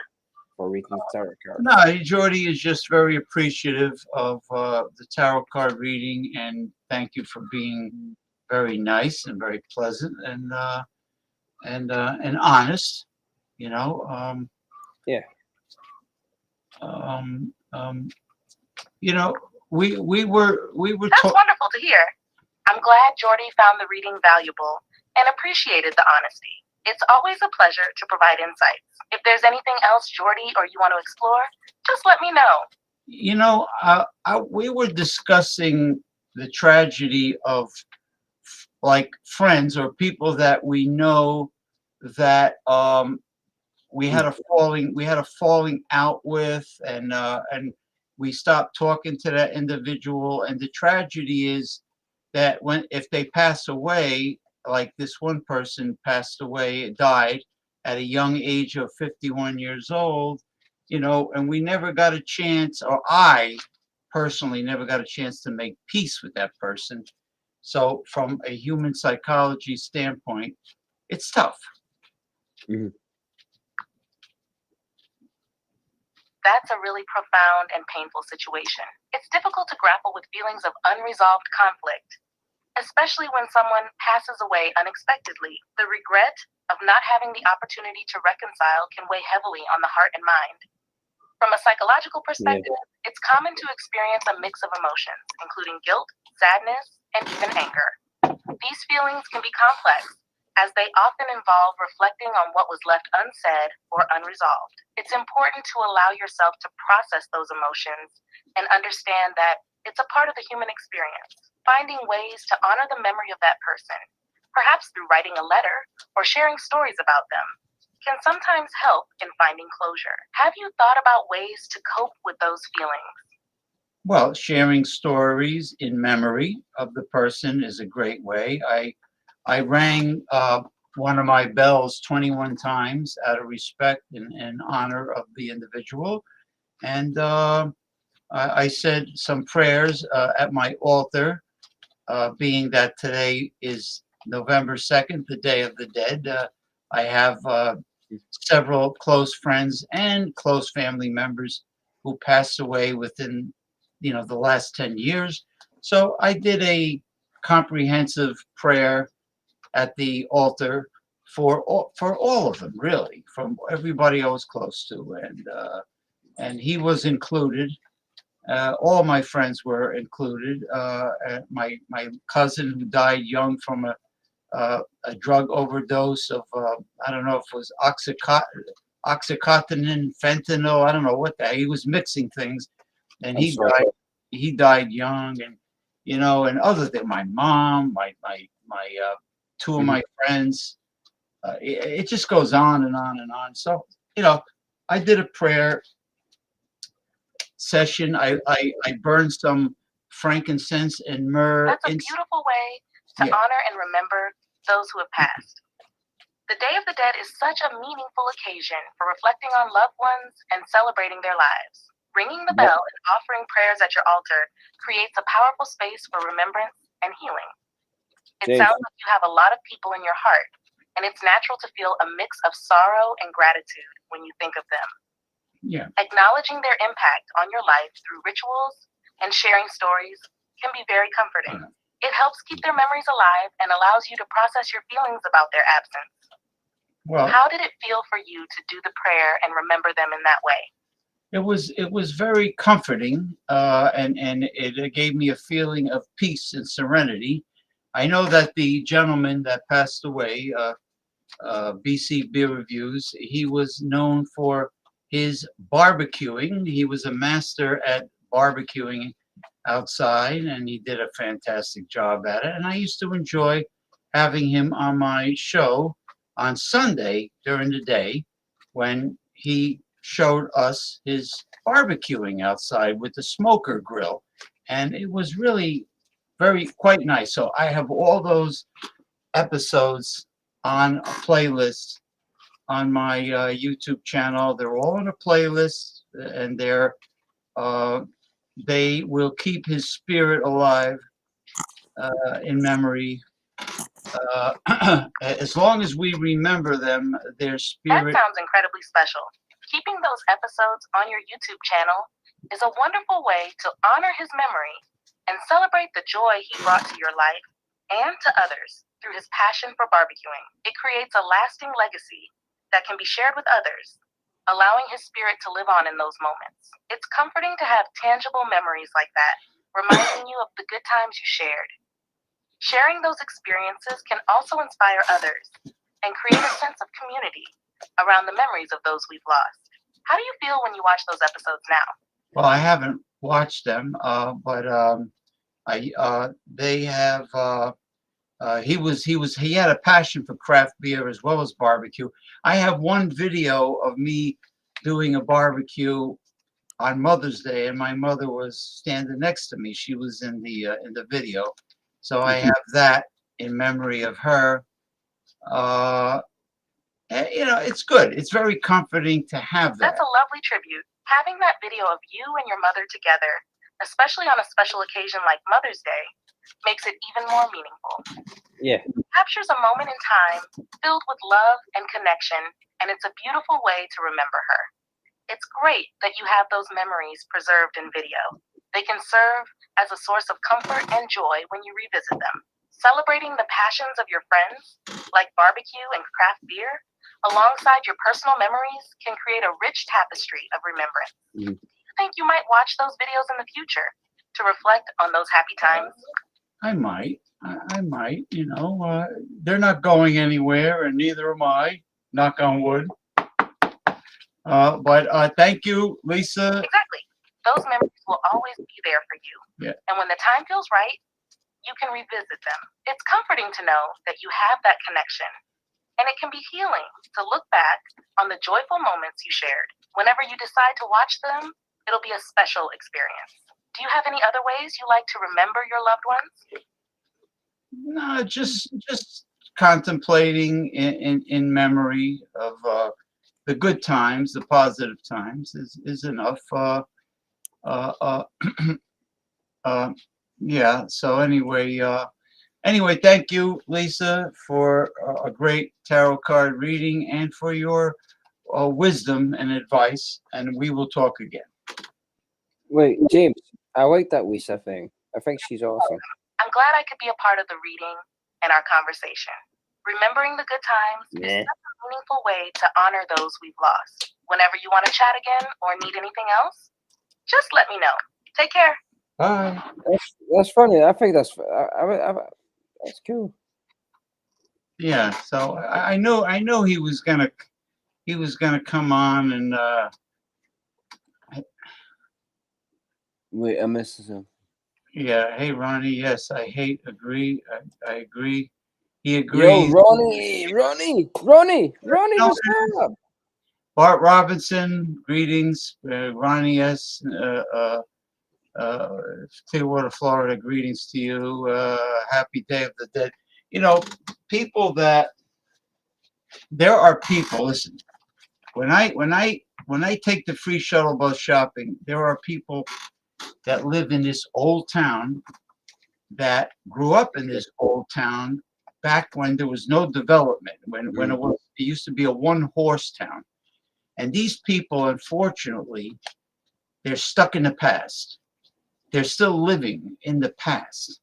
And there are people who just cannot embrace change and technology. They don't like change. They don't like technology. Me, I love science. I used to watch Star Trek and all the science fiction movies. I used to watch all the the low budget horror movies, all the space travel movies. I never liked Star Trek, and I never liked Star Trek, but no. Yeah, well, Captain, William Shatner had he banged a lot of the girls that were on the Star Trek series. Captain Kirk or something. Captain Kirk, yeah. So anyway, let me send. That's the guy with the big ears, isn't it? Oh no, that was Mr. Spock, wasn't it? Leonard Nimoy. Oh, was that Yeah, Spock? He had pointy ears. Yeah. Oh, Yeah, so he was a Vulcan. I know. The guy that I remember was the guy with the big ears and the fucking crew cut. He had a crew cut. The reason why I didn't send Ronnie the link earlier because I knew he he's set in his ways with his conservative ways, sometimes zealot ways. He's a very devout Catholic. Like my aunt and my uncles used to say Catholic. They because they grew up in wait. So they grew up in Hell's Kitchen, New York. They couldn't say Catholics. They used to say Catholic. Hey, I'm a good Catholic. Well, he's too devout, and he just doesn't believe in technology, progress. I want to talk to Ronnie though. I like Ronnie. Yeah, I do. But if I were to let him on during the tarot card reading, he would have been trying to sabotage artificial intelligence in action. I'm telling you, he would have done it. I like Ronnie, man.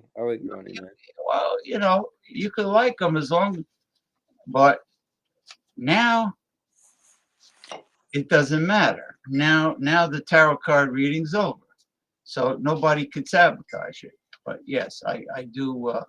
I love science, like George Costanza said on Seinfeld. I love science. You can't beat science. No way, no how. Can't stop science. Can't stop it. Can't stop it. Love it. Love it. Weird science. Weird science. I predict that somebody's watching me. A minute. I always feel like somebody's watching me. That was no, it wasn't Michael Jackson. I can't remember. It was that wasn't Michael Jackson. Somebody's watching me was from a band called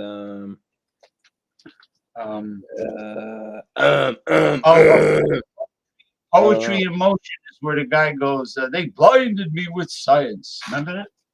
Poetry in Motion. And then you hear blinded me with science. I am everybody with science out there when our artificial intelligence, open AI, the consultant, gave Jordy a wonderful tarot card reading. You did. She did, Lisa. And you know what? Why can't I see myself? I see you. I see you. And let me tell you. Can you put the widescreen thing a little bit? Is that okay? Is that okay? Or unless you prefer, if you prefer it the other way, then that's good. I just did. Oh, there we go. There we go. Michael Goldsmith Hilton. I eat keto every day, and I think keto's the way to go. The ketogenic diet. So you're into fasting? And the last time I played your music videos, I hate to say it, you know me, I'm honest. I shoot straight from the hip. Ronnie was talking in the background during your other music videos, and I like to feel the energy of Jordy K's music videos. I want to absorb it. I could dig it, man. I could dig it. And this one is fantastic. This one is so great. I want to play it again. I really do. I mean, go on. Did you? What's your mic hurt? James, I prefer this kind of style when we're talking. What In other lies- words, you prefer this instead of the vertical one. Yeah, I don't like that. I prefer that. I prefer the Y Big style. fudge. They call it the big fudge. Don't you prefer this? Okay, wait a minute. I see why you don't like it because of the border, the black border up there and down there. No, it's just I like to get a nice zoom on the person, but it doesn't matter. We're a couple dudes. Okay. We're a couple dudes. If we had a Yeah. good looking female, then it'd be different. Then you would want to zoom in on her. Hey, But- do you remember when I had that chick up on here and I came on your stream? I Wait, remember her. What happened to her? oh, she was she was just a booty call. That's what you call it. A what? Booty call. A booty? Booty call. Oh, she was a booty call. Oh, that's because she was chubby. No, nothing like. No, I like a little bit of chop on the bone. No, nothing like that. Oh, she was a booty call. No. She's a singer, so she's well known. I don't want to get into it, but yeah. I don't get into it. You know what? Make up with her, and have her. She can come on the show from her house. She doesn't have to come by your house. Do you remember that the ginger chick that came on here before? I don't remember. I only saw one Scottish girl. Okay, not that Scottish chick, but the other Scottish chick. Maybe I didn't. I don't Maybe think it was I've someone- ever seen a second one. Maybe Ginger? I did. Wait a minute. Maybe I did. Oh, hold on. Was she a redhead? Was it a redhead you seen, or was it the blonde? Because No, that, there that was Chelsea. Nothing. Yeah, I mean, Stop saying names. if Stop they saying want to names. if they want to come by your house, fine. If they're home, they could still come on the show. I mean, I could fit 5. Besides myself, I could fit 5 other people on here on the panel. It's been a while. I'm just lonely. I'm just Jordy. I'm just all myself. Unfortunately. What was that? Why you're missing? I'm crying over you. Oh, but You should never cry over anybody. You should have you know what the one of the most popular male coaches says on YouTube? When a girl flakes on you, you make yourself a really good drink. You smoke a cigar or a pipe or whatever you want to smoke. He says you put on some good music and you just live your life. Okay, James, if you're talking about guys like that on YouTube, then I'm going to send you someone who I think you'll like. Have you heard of someone called Alpha M? No, I don't think I have. Alpha M. No, I haven't had alcohol in the house, Michael, and No, not alcohol. Alpha. no. Mike asked me a question. No, okay. I haven't been drinking in a long time. You kidding? No, I'm not familiar with him. He's an alpha man. Oh, yeah. When was the last time you had a beer, James? It was a a week ago or so. No, it's been a long Long time. time. Okay, you know what it is? I'll give you an answer. Western Mike. Okay. I used to order stuff from Drizzly, the app. We used to have an app called Drizzly, and I used to get, craft beer, ales, whatever, stout or whatever I wanted from other liquor stores. Well, guess what? They went out of business. Drizzly went belly up, and what happened is the damn liquor store over here is so expensive because they're on the Hudson River. It's waterfront. Oh, right, okay. That's next to you, though. That's close to you, the Hudson River. These motherfuckers, let me tell you, these liquor store managers in New Jersey, they don't carry a wide variety. They're arrogant motherfuckers. They only carry what they feel like carrying in the store. They don't stock the store with all of the well-known and even the small breweries. You know, people like to see variety in a liquor store. You know, like if you're looking for bourbon, you don't want to only see like Jim Beam and Knob Creek and you know, you don't want to see the same nationally advertised stuff. You want to see the small distilleries that make a great product, like let's say like Heaven Hill, you know, or many others. Same thing with tequila. You know, you got Jose Cuervo, you got Patron, you got Hornitos, but you also have many other little known distilleries. Anyway, since we are streaming on YouTube and Twitch, a lot of people are watching the show. But you know, anybody out there has a topic that's important to them, you want to ask a question, you want to bring up a topic, feel free to bring it up in the comments section. Okay, so James, the thing I posted was Alpha M. It's a YouTuber that I've known for quite a while. He's all about fitness, looking good, and fashion and nutrition, vitamins, health. You know, Yeah, Western Mike knows him. yeah, you know. Okay. Yeah, I thought you would. Yeah, I follow that stuff as well. Oh, pardon me. My apologies. Yeah, I want to talk about the only plant, the only herb that has been scientifically proven to boost testosterone in men. It's a very bitter herb, but you don't have to taste it. It's from Malaysia. It's called a Tongkat Ali, and it's the only one that was scientifically proven to boost testosterone. And you can get it. I ordered standardized extract of the capsules because you don't want to taste it because I hear it's extremely bitter. Yeah, I don't need that. I don't need that stuff. I'm horny enough.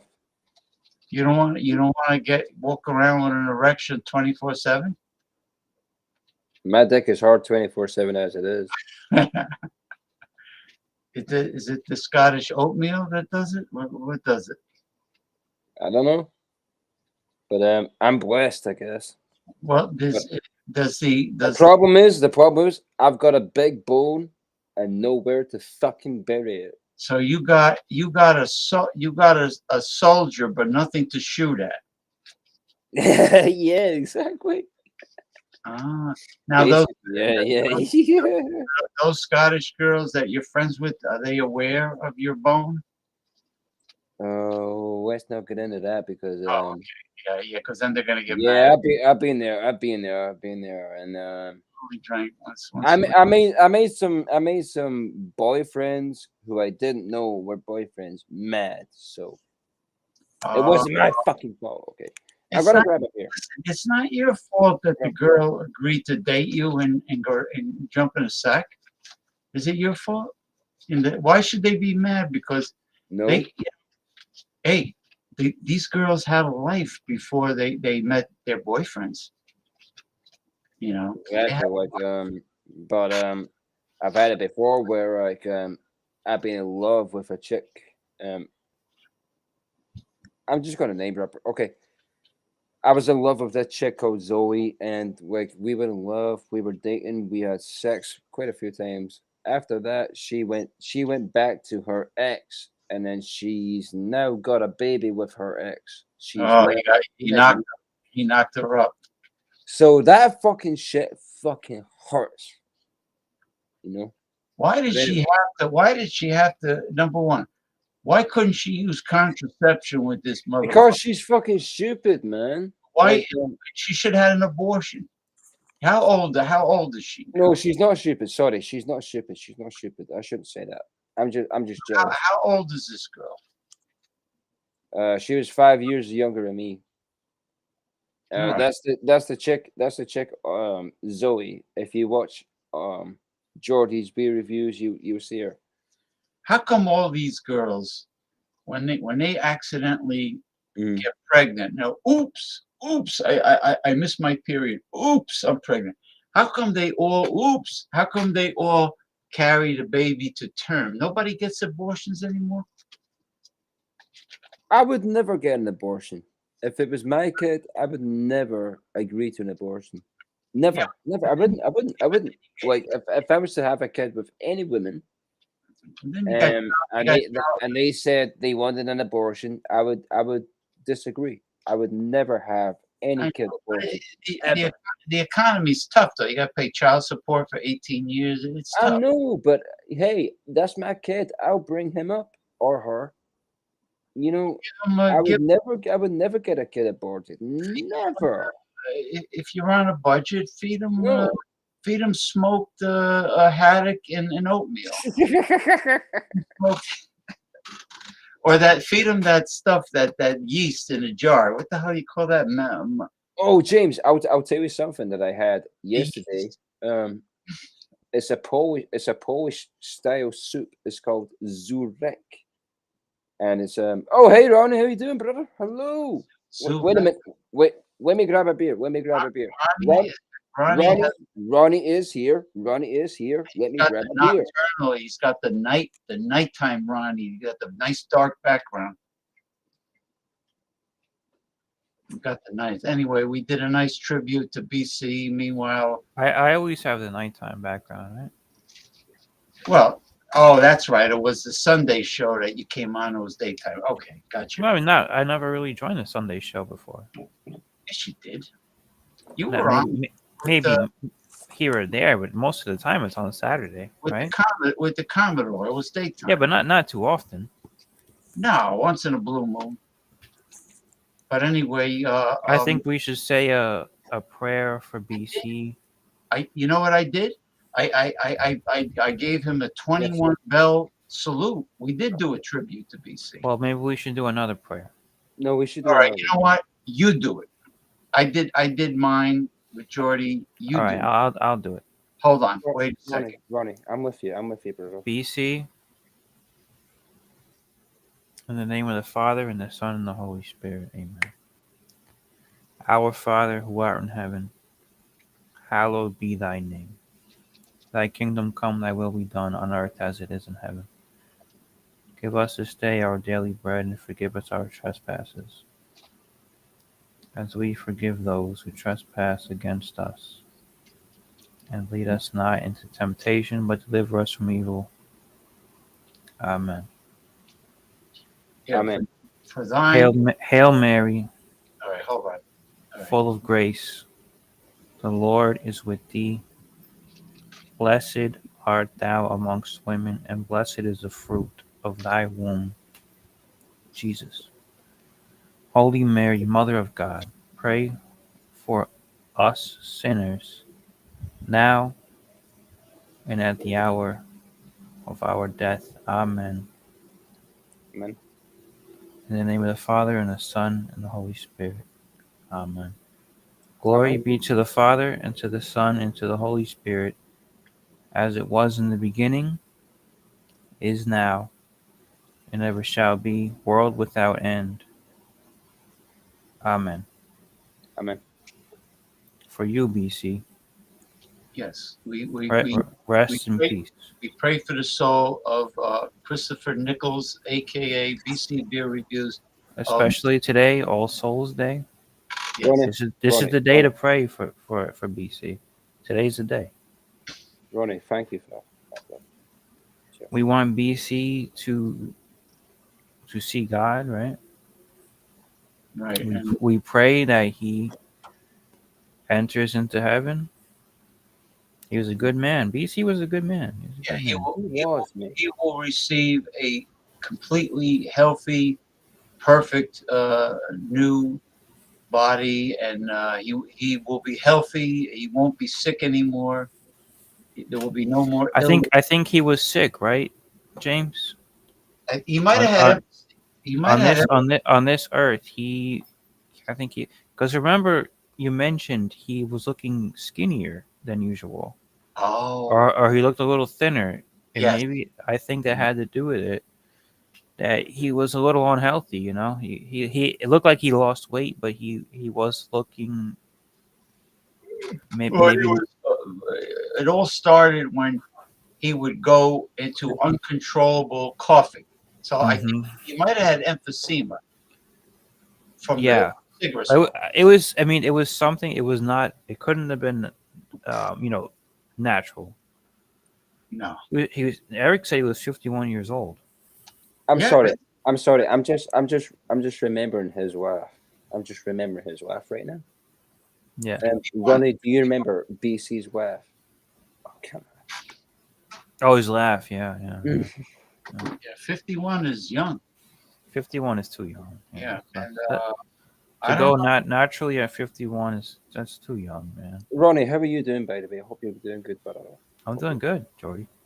Yeah, cheers, man. Good to hear. Good to hear. People have to really take care of their health. It's not, Yeah.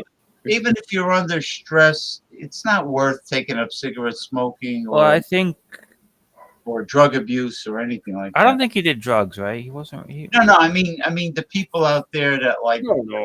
these He didn't people take that that. are dying of, Oxycontin, painkillers and fentanyl and this, that, and the other thing. BC wasn't even one of those people. He was a fun-loving guy, you know.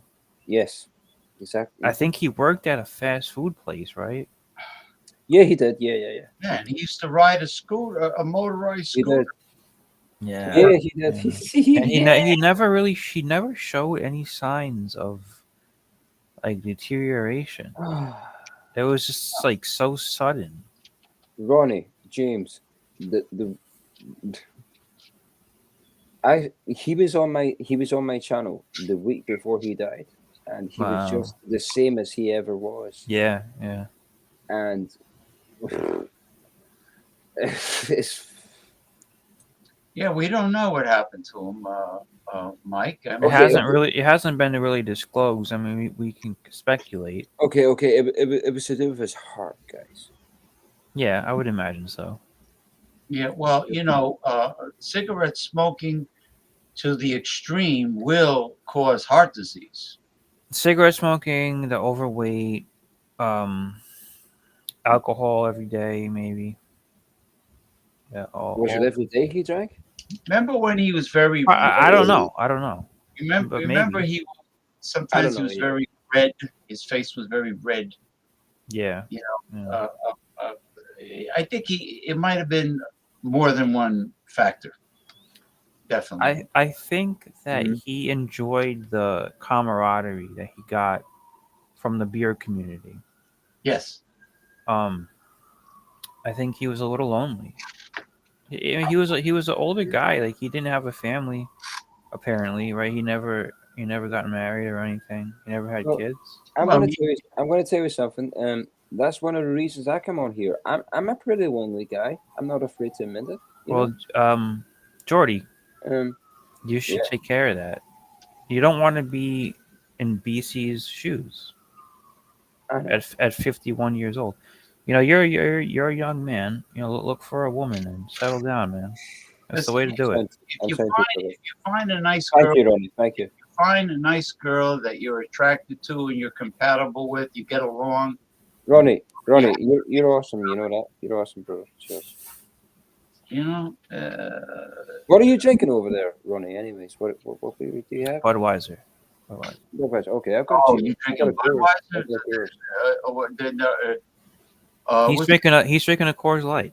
Yeah, but what's his name is going to get on your case Oh about yeah, Sid. Yeah, he doesn't like the macro beers. Say you're drinking that He's gonna say I'm the guy from Florida who drinks beer and he has a gold chain. Look, I have a gold chain. He has gold chain. This is the gold chain. A big deal, right?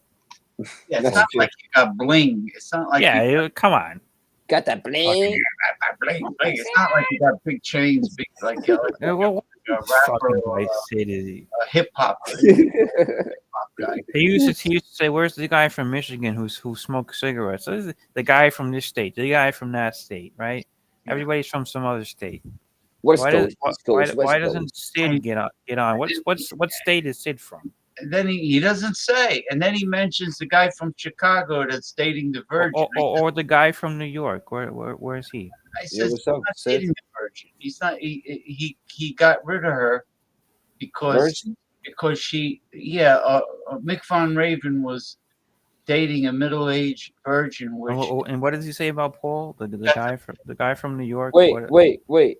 that's a big red flag. But Who's dating a middle-aged virgin? I want to No, date a no, but middle-aged nobody virgin. is. no, I Nobody is. forget about it. I already I wa- spoke to him about that. Okay, I want a middle-aged virgin. Oh, No, Yeah, but it's not real. It's yeah, but not it real. didn't work. She had I'm joking. I'm trying to be funny. But James, it was fake from the she was beginning. fucked up. She has no normal girl is still a virgin when she's Well, 50 years old. It's That's it. not even true. It's not even true. It's fake. I don't believe. I don't I believe think she lied to him. Too Yeah. young. And I was- and if he is gullible enough to believe that, he's got some problems, man. If he really believes that. Oh, If I Mick- didn't believe If it. if Mick Von Raven believes that there's a 50-year-old virgin woman, I mean, come on, man. He believes that? And What the he- fuck is wrong with him? That can't make sense. said There's that- a woman who's 50 and she's still a virgin. He said that he got to the point where he's rubbing his schlong against her clitoris, and she won't put it in. She refuses to put it in. I mean, at that point, she should just die a virgin. Why? If she's 50 and she's a virgin, Okay, if it's rubbing against it, then no. right? If- She if should you just put stick with it, in right? there, then that's sex. You know. How could If a you woman? really- How could a woman resist? Thank you. How could a woman resist Oh God! your chorizo rubbing against their? No, it's like so stupid, man. And- Come Why on. the fuck are we talking about this? I mean, she would get overwhelmed with passion, with arousal. Like, and she refused. She refused. She's got to be. She belongs in a padded room. I would love to put a straitjacket on her and stick her where she belongs for the rest of her life. Because no woman, hey. Well, we nothing don't need to be nothing- aggressive. Nothing wrong. James. Nothing I'm wrong with aggressive having because there's no reason. James. There's nothing wrong with having sex with crazy chicks. Trust me, they know. No, but that's the point. She won't do it. She don't do it with him for nothing. Maybe she should join a convent. There you go. Yeah. Maybe Mick Von Raven should leave her alone. He did. He got rid of her. All right, Yeah. Rock and Paul. I sent the link to Rock and Paul, he's got a movie going on over there, huh? He's got a lot going on. Yeah, I saw the video. Well, you know what it is? When he was touring with Billy Preston, he met a lot of people in music industry. But they're filming a movie in Brooklyn right now. Oh, You mean- okay. Oh, you mean what was it? Brooklyn. Well, you saw all the videos, right, James? Yeah. You know what I would do with the riffraff? I would get drones and I No, would. they want the riffraff because if you saw what Paul was saying, the movie is supposed to be about this down and out former baseball player, I think, he's down on his luck. He's from Brooklyn, and I think it's supposed to take place in like the early '90s. That's why they had those old cars driving in. He You know what probably was a Put in lousy. there? Oh, you mean back in the day when Brooklyn was nice? No, when Brooklyn was shitty in the '80s. Oh, that time. Well, Yeah, New yeah. York was. You mean when Before Giuliani cleaned it up. Mayor Lindsay, Abraham Beam, David Dinkins. Yeah. New York was a complete shithole back Well, I think that's what this movie is about. It's pretty interesting. And I remember in the 70s when New York had a bad pollution problem. Ronnie, they had smog everywhere. Oh, that's a LA thing, right? Yeah, LA had it worse, but I'm just saying New York was like you had streetwalkers everywhere. You remember in the 1977 World Series, the Yankees were on the World Series, right? And one of the announcers, I don't remember his name. He's a famous old guy. You probably might remember. And he announced the Bronx is burning, and you could see in the skirts of Yankee Stadium, fumes Oh, coming they, up in they the did air. they did a movie Hmm? about the South Bronx. They called it Fort Yeah, Apache. but it's a famous saying that they said during the World Series. They said the Bronx is burning during the World Series is what they said, Yeah. and you could see it from Yankee Stadium. All these fumes coming up. Well, That the was Bronx, the Bronx was 1977. it was a bad neighborhood back then. You know, It still is. it still is. You listen, I dated a NYPD, female NYPD. She was from the Bronx. She was stationed in the Bronx, and she told me there are no good parts of the Bronx. I says, what about the Well, that's not true. There that's are not, good parts of the what Bronx. about the where Ronald Terrio took me? City Island was Yeah, beautiful. there's good parts of the You know, Bronx. Ronald then there's a Terrio? big park, and then there's the zoo. There's actually a very hoity-toity part of the Bronx called Riverdale. Have you ever heard of that? Yeah, I've heard of Riverdale. No. Riverdale is like the most Riverdale. northern part of the Bronx, right before you get to Westchester. Oh, it's It, wait a and minute. it, I bet that was near City Island. Ronnie, that's a comic book and a TV series. I don't know. City Island would be further south. So this is even farther north than Yeah, it's Riverdale is right up. It butts up against the border with Westchester, Westchester County. Yeah, Westchester County. Yeah, Westchester County has Yonkers, right? Yonkers. Westchester County has the most expensive property taxes in the entire country. The I- entire I, the I entire think country. I think the Clintons have a house in Westchester County. The Clintons supposedly have a condo in Harlem, Well, right? Bill, Remember that? Bill, Remember that? Bill Clinton opened up a law firm office in Harlem, because he wanted a, you know, he said he No, said, the reason why they did it was because Hillary Clinton ran for New York State Senate in 1998. yeah. So she had to have a residency in the state. That's why they took up residency in Harlem. Well, In Harlem of all fucking places. Harlem. yeah. Why couldn't she? Why couldn't she get it? What the hell is that? You know, where all the yuppies live, gentrified parts of New York. It's not at the time, 1998. Nothing was gentrified. Nothing was gentrified yet in 1998. Yeah, they started with like They started with that shit parts in the 2000s. what But is that? you know whose Senate seat she took. You You might know his name. Daniel Patrick Moynihan. Oh yes, yeah. He had eyebrows that went up. He was a progressive, right?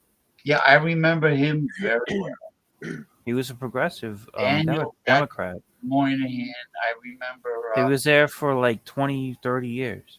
And then he finally retired in 98. And then Hillary Clinton ran for Senate from New York. Do you remember the moderate Republican Alphonse D'Amato? I've heard his name. Yeah, he was a moderate Republican. Yeah. Was he what was he in the Senate or something? Yeah, he was a senator, United States senator, sure. From New York. From New York. I'm trying to think of. That's the fucking second time or fourth time that guy has tried to add me on Facebook. Who the fuck is Johnny? Fuck you, Johnny.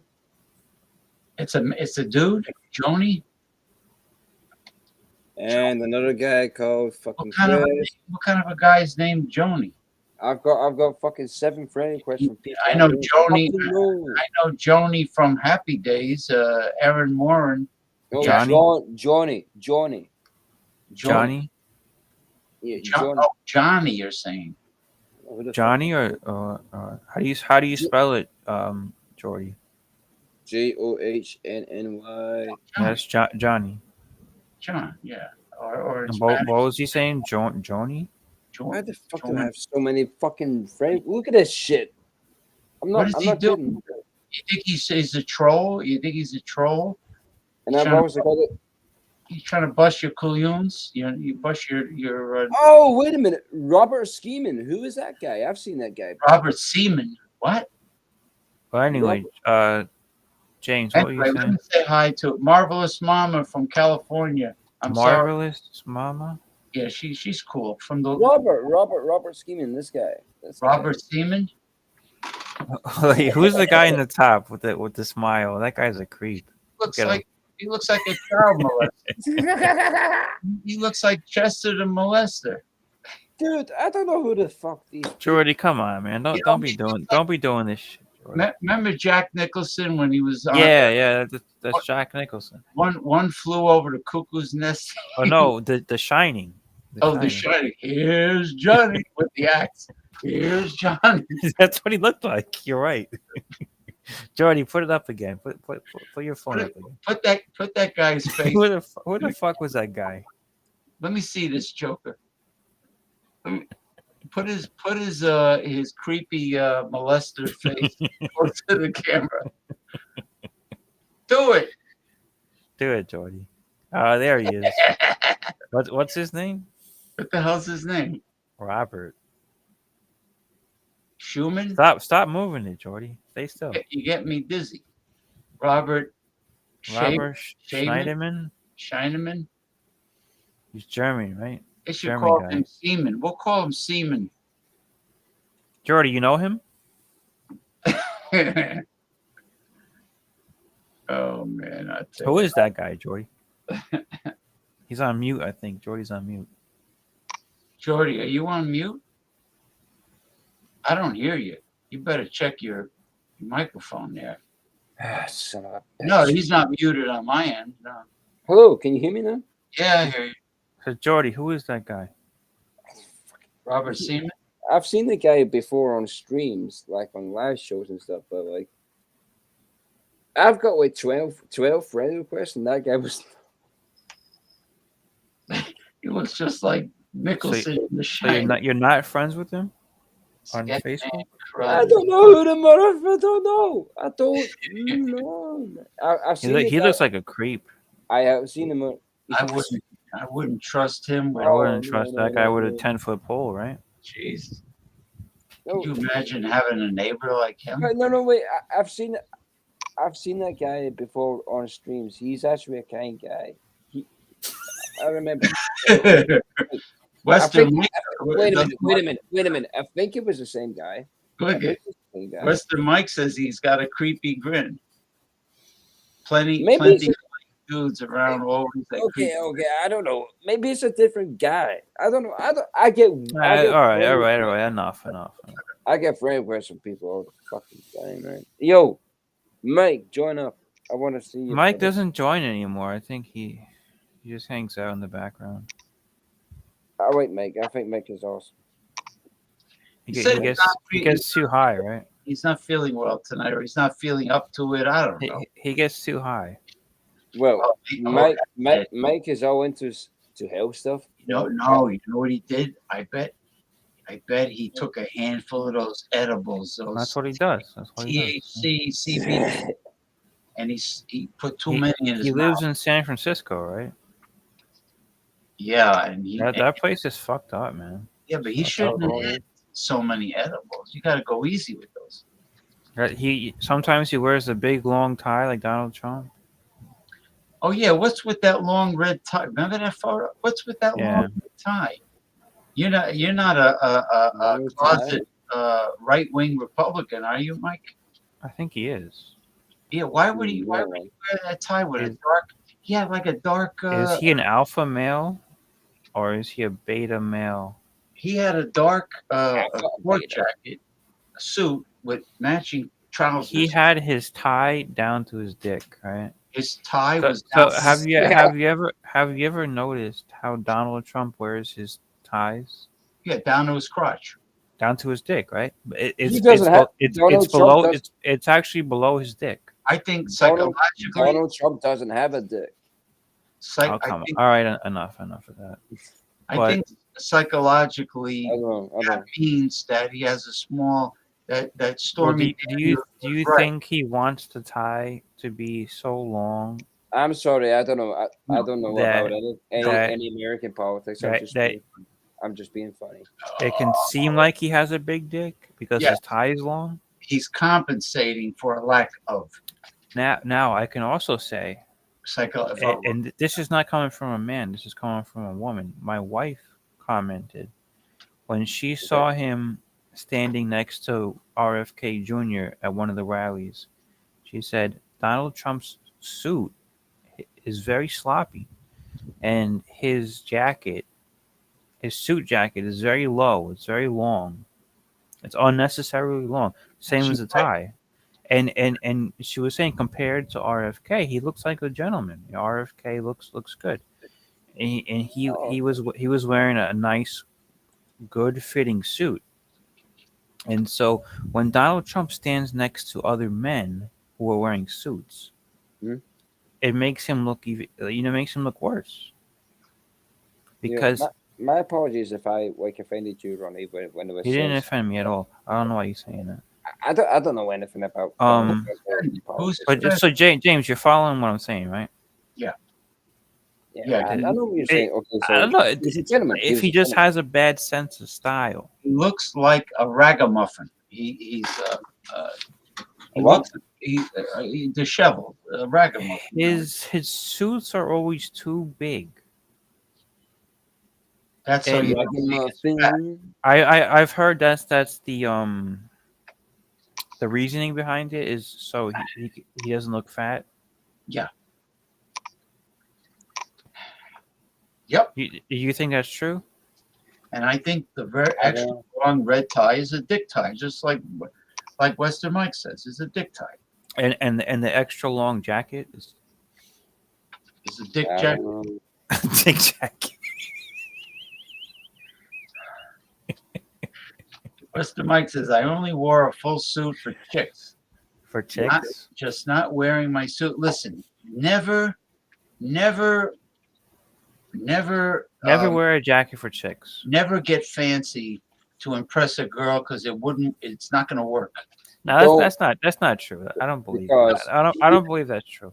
You should dress nicely. You should. Like, whether it's for a girl or for yourself. But those are not the girls. If you dress nice for a girl, you give her your jacket, you will never get that back. You dress nicely for self-respect because that's the right thing to do. Self-respect. That's why you should do it. It's not. But if you do that, you're going to get adoration of the female persuasion. Yeah, because they like that. Because but the bad guy, the bum, is the one that sleeps with her. Not really. You got to demand respect, and you'll get it if you wear a nice suit, looking good. The girls will come to you, man. They'll come. James, kick ass and chew bubble gum and drink beer. If you want to look like a hoodlum from the Bronx, Ronnie, whatever. And you want to wear your underwear out and shit. Oh, and you're not even black. You're a white guy. You look stupid. People laugh at you. You look like a jerk, and that's why you don't get any girls. No, I'm talking about a guy that wears what is comfortable to him, but you can't look like a bum. I mean, you got to be presentable. You can't wear your underwear out in public. Yeah, you got to be clean. You got to have. There's certain things, right? There's certain parameters. Yeah, you gotta have good hygiene. Women don't like a dirty guy with bad hygiene. Unless you're getting a bad woman. I mean, sometimes you got some women out there they like that shit. Well, women those are not the ones you want to mess with. Women that have crab lice, yeah, they like the dirty guy. Yeah, it's a shame. They do like James. Yeah. Ronnie, I'm gonna go. I love you guys. Peace and love. Oi, James, kick ass, chew bubble gum, and drink beer. So Jordy, are you doing a video with James or what's going on? Yo, Ronnie, I made the music video, and I grabbed James' vocals and I put it on a mix. And I did. James, before I go, James, play that song before I go. Yeah, let's hear it. If you would please. Yeah, I will. Let me get it. To let Ronnie hear it, because I don't know if Ronnie has heard it, but I'm gonna go. I have never heard it yet. Do you know Yeah, Duke Nukem? Have you played Duke Nukem? No, Come on, yes you have. no, I haven't. It's like Doom. It's basically like Doom. Kick ass. I don't play video games. Yeah, well, it's just one. It's just one video. Hold on. It's just one music video that is based on that. He does different. Damn, those alien bastards just shut up. Not mix. Kick ass. Chew bubblegum. Drink beer. Kick ass. And drink beer. Bubblegum.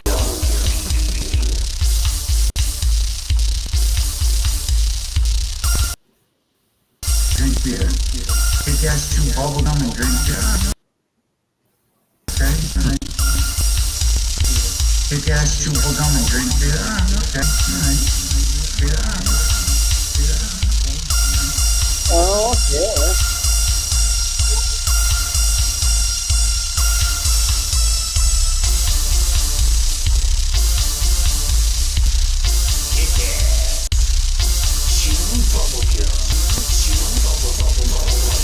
Drink beer.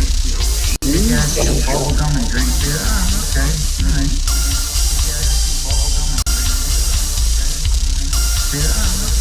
There we go. What is that? That's James.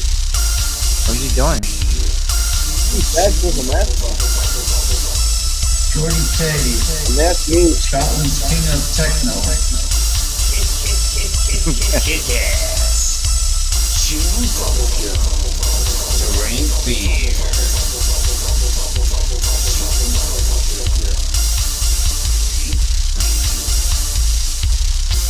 Kick ass, chew bubblegum, and drink beer. Okay?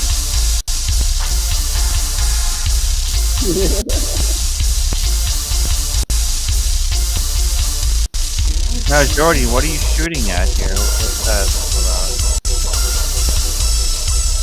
Huh?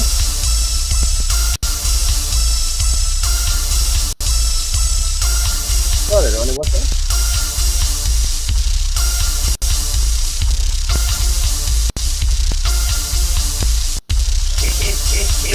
James, what was this about?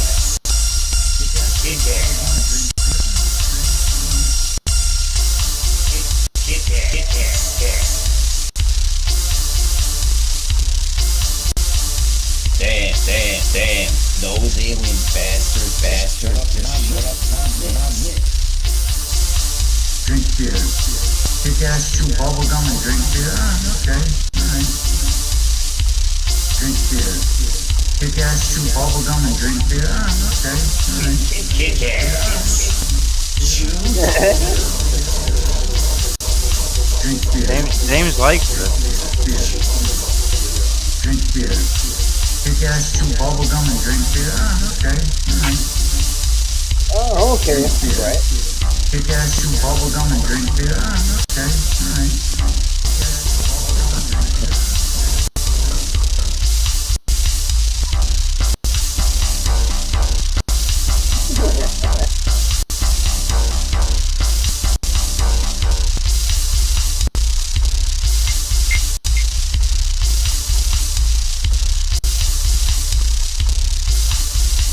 Alright, okay. Gas, Jordy, what's right I do it, yeah. there?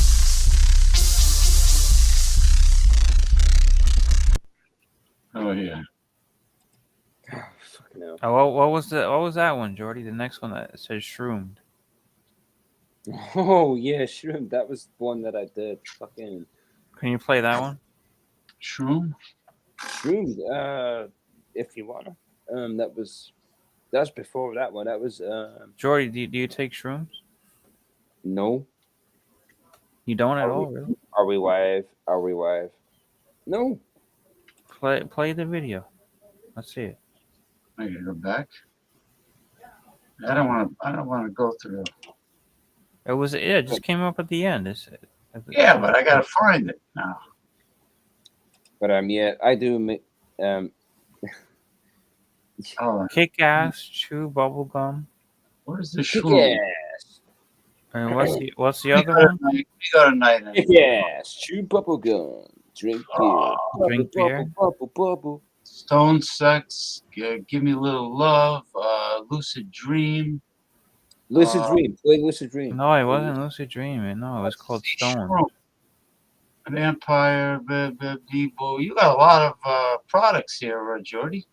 Good for Yes, you. I do. Yes, Jordy I do. from Scotland. You know that. Lucid- You know that that company I showed you. They got good rates for copyright and distribution. Yeah, I know. I'm Money. I'm currently working on getting my music featured in films and TV programs. Look, Lucid Dream. Was that the one you were talking about, Ronnie? Yes. I Yeah. can't- Lucid Dream. Okay. I saw Lucid Lucid Dream was good. There's Lucid, and then there's Lucid. Oh, hold on. Let Jordy put it on. Yeah, you know, you could Okay. put it on. My guest could put stuff on. Because he knows what I'm talking about. Yeah, I can't find Shroom. Shroomed. It's not here. Oh, shoot. I don't understand it. Listen, you want Lucid Dream? I got it right here. Lucid Dream. Yeah, play that. Shroomed. Shroomed was an old one, man. Yeah, I don't know. It's not even on the playlist. Shroom you or shroom me. Yo, Ronnie, listen to that in your own time. Shroom. When they go bubble, bubble, bubble, bubble, bubble. Bubble. I have to listen to it on my own time, Jordy. Magic mushroom.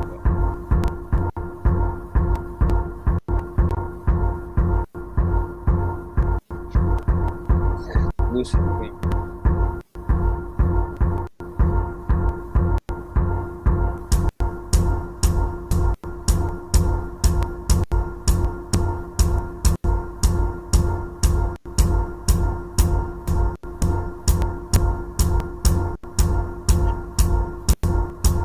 This is like 4 months ago.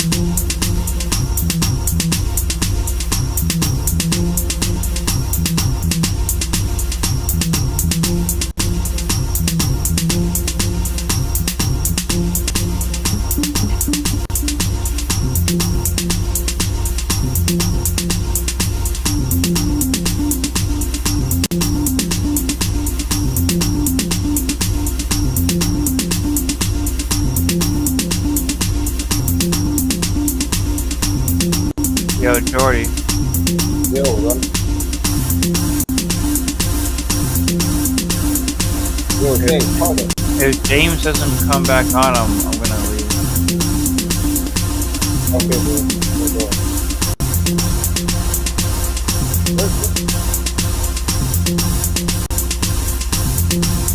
Run it.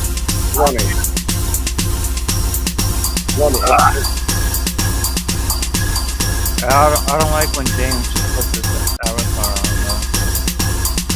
He's there. Okay.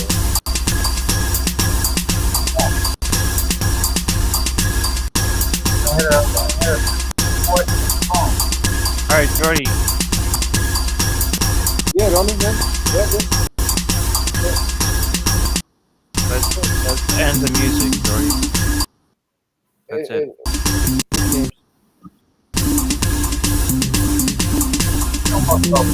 Yeah.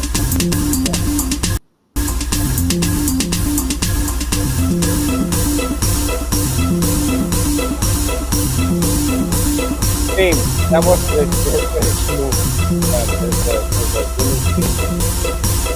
I can't hear you, Jordy.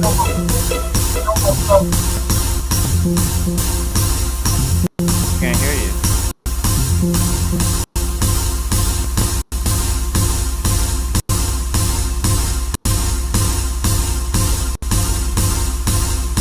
Can't hear Jordy.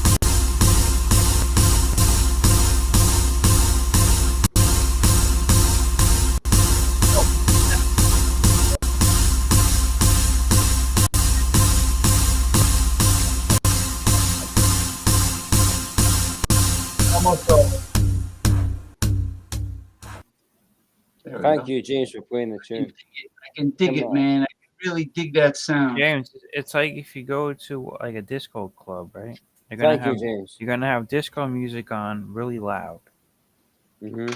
But that's why you go to the club, because you want to hear it. That's why you're there.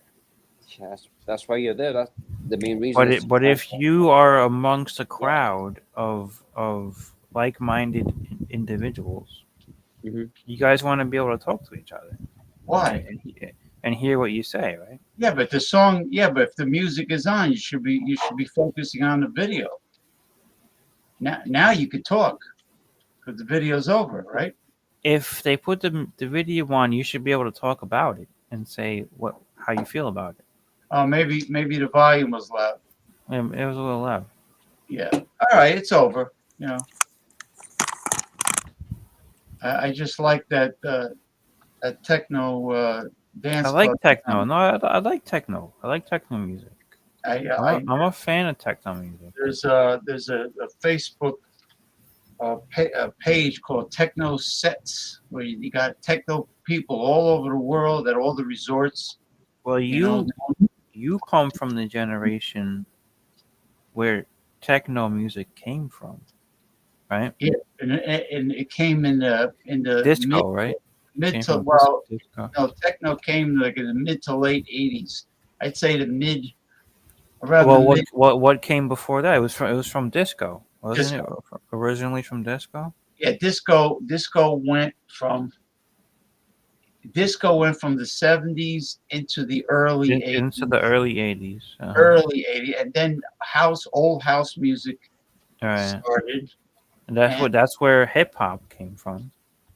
Right? Yeah, hip hop. You know what the funny thing is? Remember Soul? Well, no, you don't. You're young. Soul Train. Oh, I know about it though. No, I know about it. The guy who started it, Don Cornelius. You know why he ended the show? He ended the show deliberately because he couldn't stand hip hop. Oh, really? He don't like it. He says, "I just don't get it," and that's it. I'm out. What year was that he ended it? It was in the in the '80s, I believe, either the mid '80s or late '80s, somewhere around there. As soon as hip hop became, the thing, so when he liked it, it was disco was the thing, right? And then yeah, and then what happened was. Well, there was no issue with new wave. There was no issue with freestyle. There was an issue. New Wave wasn't it kind of against what disco was doing? No, they didn't buck heads. No, no. New freestyle. You know, your Judy Torres, Lizette Melendez, George Lamont. That didn't buck heads with disco either, because that was dance music. And Okay. old house music didn't buck heads because that was Yeah. dance music. Okay. But hip hop was like, Now what about like the freak people? The what do you call them? Heavy metal kind of thing. oh, the ones where it sounds angry and they're screaming. Yeah. That's what Eric's band does. That was a totally different thing, right? That's completely different genre of music. Right. Yeah, that's completely different. There's no conflict of No interest. conflict of interest, but they don't like each other though, right? They don't like each other because people that are strictly rock band people that go to concerts, they're lazy fucks. They don't dance. You know They what I don't never understood, James? I never understood dance. Just want I to sit never on understood. Well, no, you know what they do? They jump around. They jump and they hurt each other. Jump oh around. the batch. The moshing. The moshing. Yeah. Jump up, and get down. They Yeah. look good. They look like bumper cars. All right. Yeah, Well, run into that's what they like to do. That's not. There's no like. I never understood the what do you call it? The I'm sorry, Ron. I had to make that joke. I just Jump around. You ever it makes see? me it makes me Suppose. sick to my stomach, James. You ever see the athleticism of breakdancing with those kids? I mean, that's cool. Breakdancing is Yeah, but they were like, holy shit! I mean, the things they did. oh yeah, whatever. You know. No, it's not whatever. It's amazing. It's athletic. It's not. I wouldn't say it's amazing. I wouldn't say it's amazing. Yeah, but have you seen good? I have seen it. Yeah. I wouldn't say it's amazing. Oh, it's not amazing. What's amazing? I don't think jumping around in the mosh pit is amazing either. I think that's disgusting. What's amazing? Absolutely We're disgusting. talking about breakdancing, Jordy. But moshing is ridiculous. No, that's just. I've been in mosh pits. I've been in plenty of mosh pits, but breakdancing, nah, I don't do that shit. Mosh pits. pit? So Jordy, Yeah. what's your opinion on a mosh pit? Dude, to be honest with you, I'm fucking You scared. like it? You I'm like it? You're scared? No, I'm scared of him. I'm scared of him, to be honest, I man. don't blame you, Jordy. They ram their heads Dude, together. Ronnie, I'm a skinny guy, okay? So whenever Yeah. I go and try and go into mosh pits, It's not right, man. there's always heavy guys with It's not long right. hair.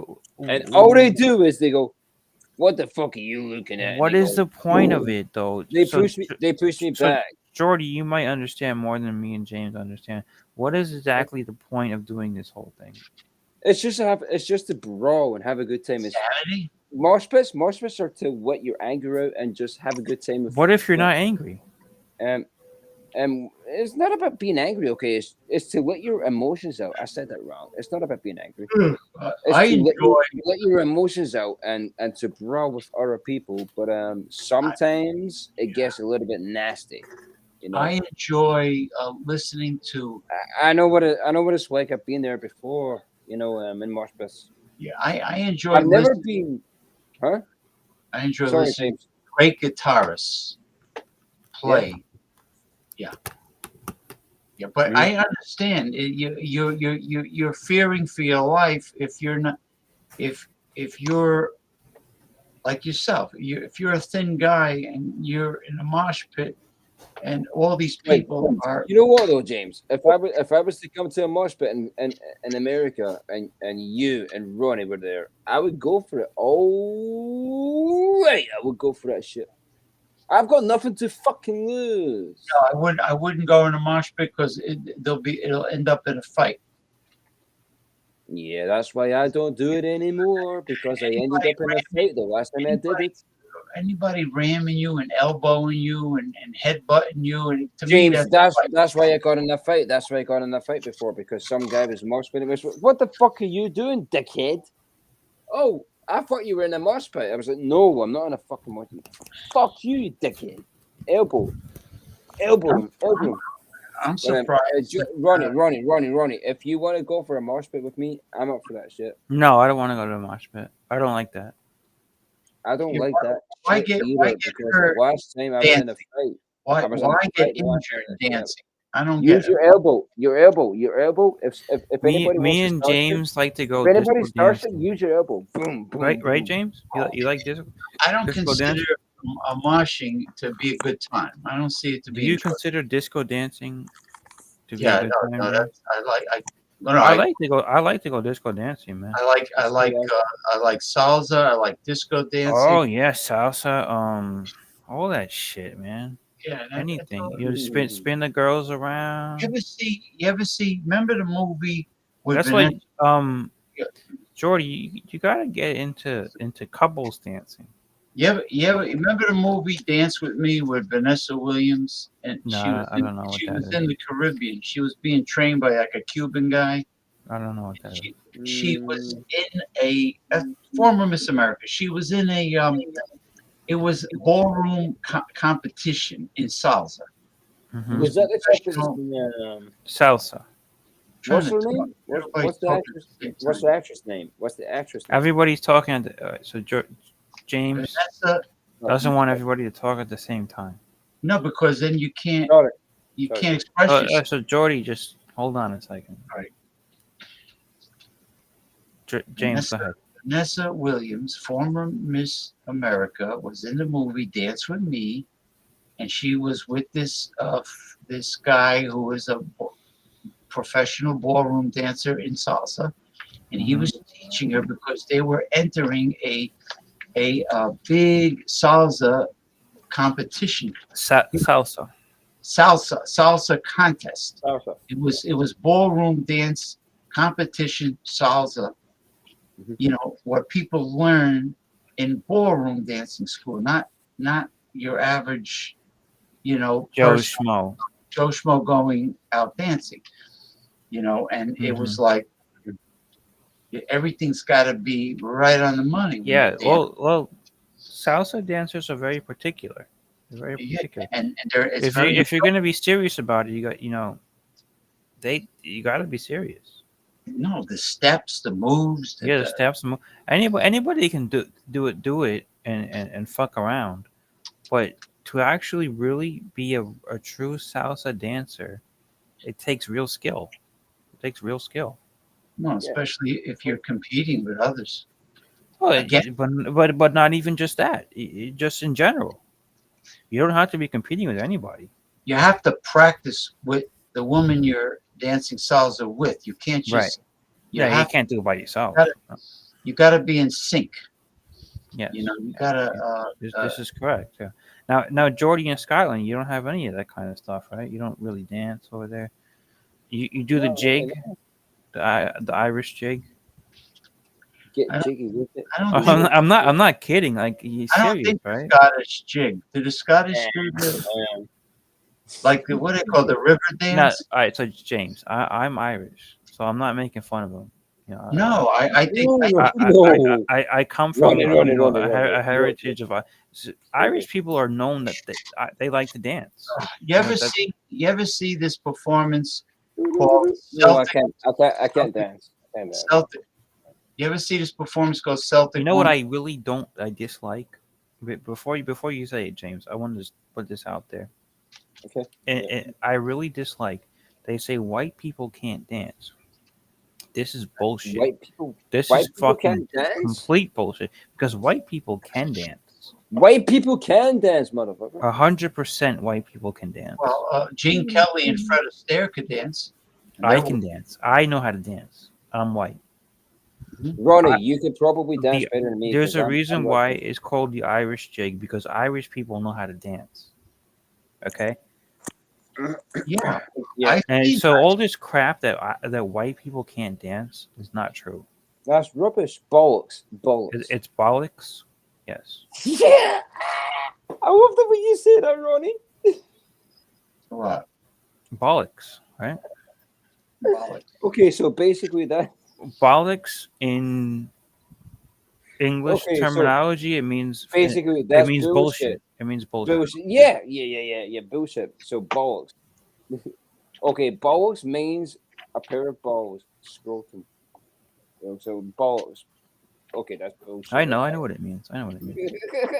But Jordy, I love the way you there's put that, brother. German people dance very very good too. I mean, it's just, all of Europe knows how to dance. So it's fucking retarded to say that white people they can't dance. That's stupid. It's crap. It's a stupid thing that Americans say, because Americans say a lot of stupid things, and that's one of the things. James, can I thank you for Let's watch some. What's that, Jordy? James? Can I thank you for having Ronnie up on here because I love him. Yeah, I thank the both of you, especially I really thought it was great. You came on, you got a tarot card. Internet, my rules. Introducing My Home from Verizon. Choose what goes into your internet. What is this? Oh, okay.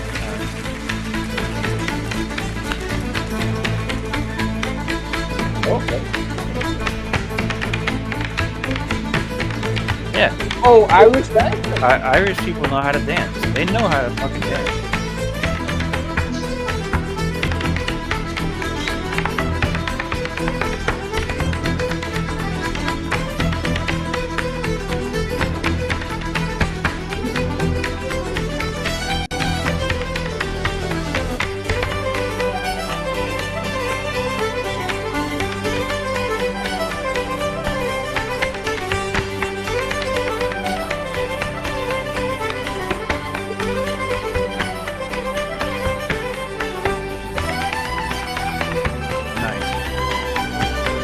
I like it.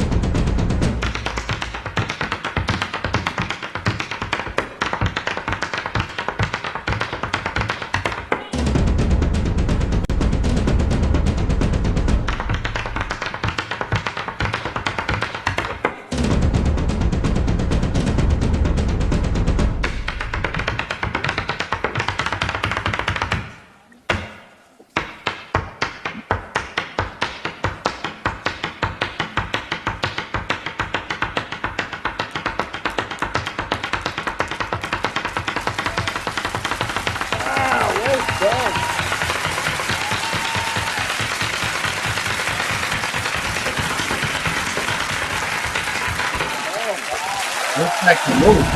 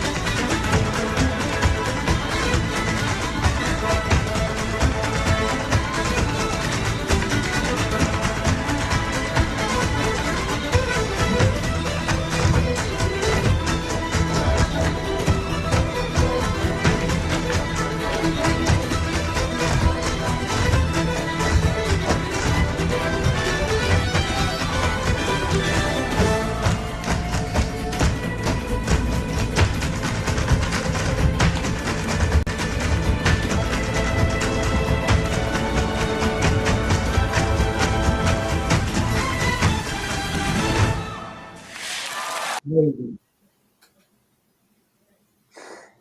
Beautiful, Jeez. beautiful, beautiful. Amazing, amazing. Amazing. I love it. It's great. It's great. There's proof right there. I never seen this group Like before. you said, there's proof right there. Oh, I love it. I mean, Don't I've never ever seen the river. don't ever tell me this shit that white people can't dance. Fuck you. White people can't dance? Bullshit. I mean, Yes, we fucking can. those feet were going like lightning. I mean, Now, would you say Irish dance better than Italians? Oh, with the feet? Yeah. With their feet? With the Yes. wings? Yeah, Yeah. they're banging. It seems to be something with Irish people. They like No, to it's just dance. Really that brilliant. the music. Italian, Irish. Well, I never, honestly, I never seen Amazing. Italians dancing They except. don't. for They dance to like bullshit stuff, right? Well, I mean, No, Tarantino. I prefer the way Irish people dance. That shit is fucking gold. Now It's the so Italians, they beautiful. have beautiful music, beautiful opera. They do. It's one of the music. with the- Yeah, I love yeah. it. Too. It's I not love really the Italia. dance. I love Nah, it. they just swing around. Tarantella. They don't do anything. They just swing around. They just eat the pasta and they get fat. No, they don't get fat in Italy. They're all in good shape. They get fat over here in the United States So what is the difference? Why do they get fat over here? because they eat a lot of crap. Burgers, Over burgers. there, they eat good food and they eat normal portions. They don't stuff their face with cannolis and It's not all the desserts. yeah, here they just eat a lot of carbs, a lot of sugar. And over there, they're actually their diet is way better than Italian in the United States. You know, in Ireland, they also love haggis. Love what?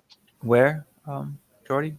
And in Ireland, they also love haggis. They eat Haggis? What is that? The sausage? No, it's It's not like a sausage. It's basically like it's hard to explain. I feel like we've talked about this before, right? yeah, we have. a lot of innards. It's a lot of innards of an either a sheep or a pig. Don't tell him that. That will put him off of it. Oh yeah, it would. No, Ronnie, it's really nice though. What is it called? Haggards? Haggis. Haggis. Haggis.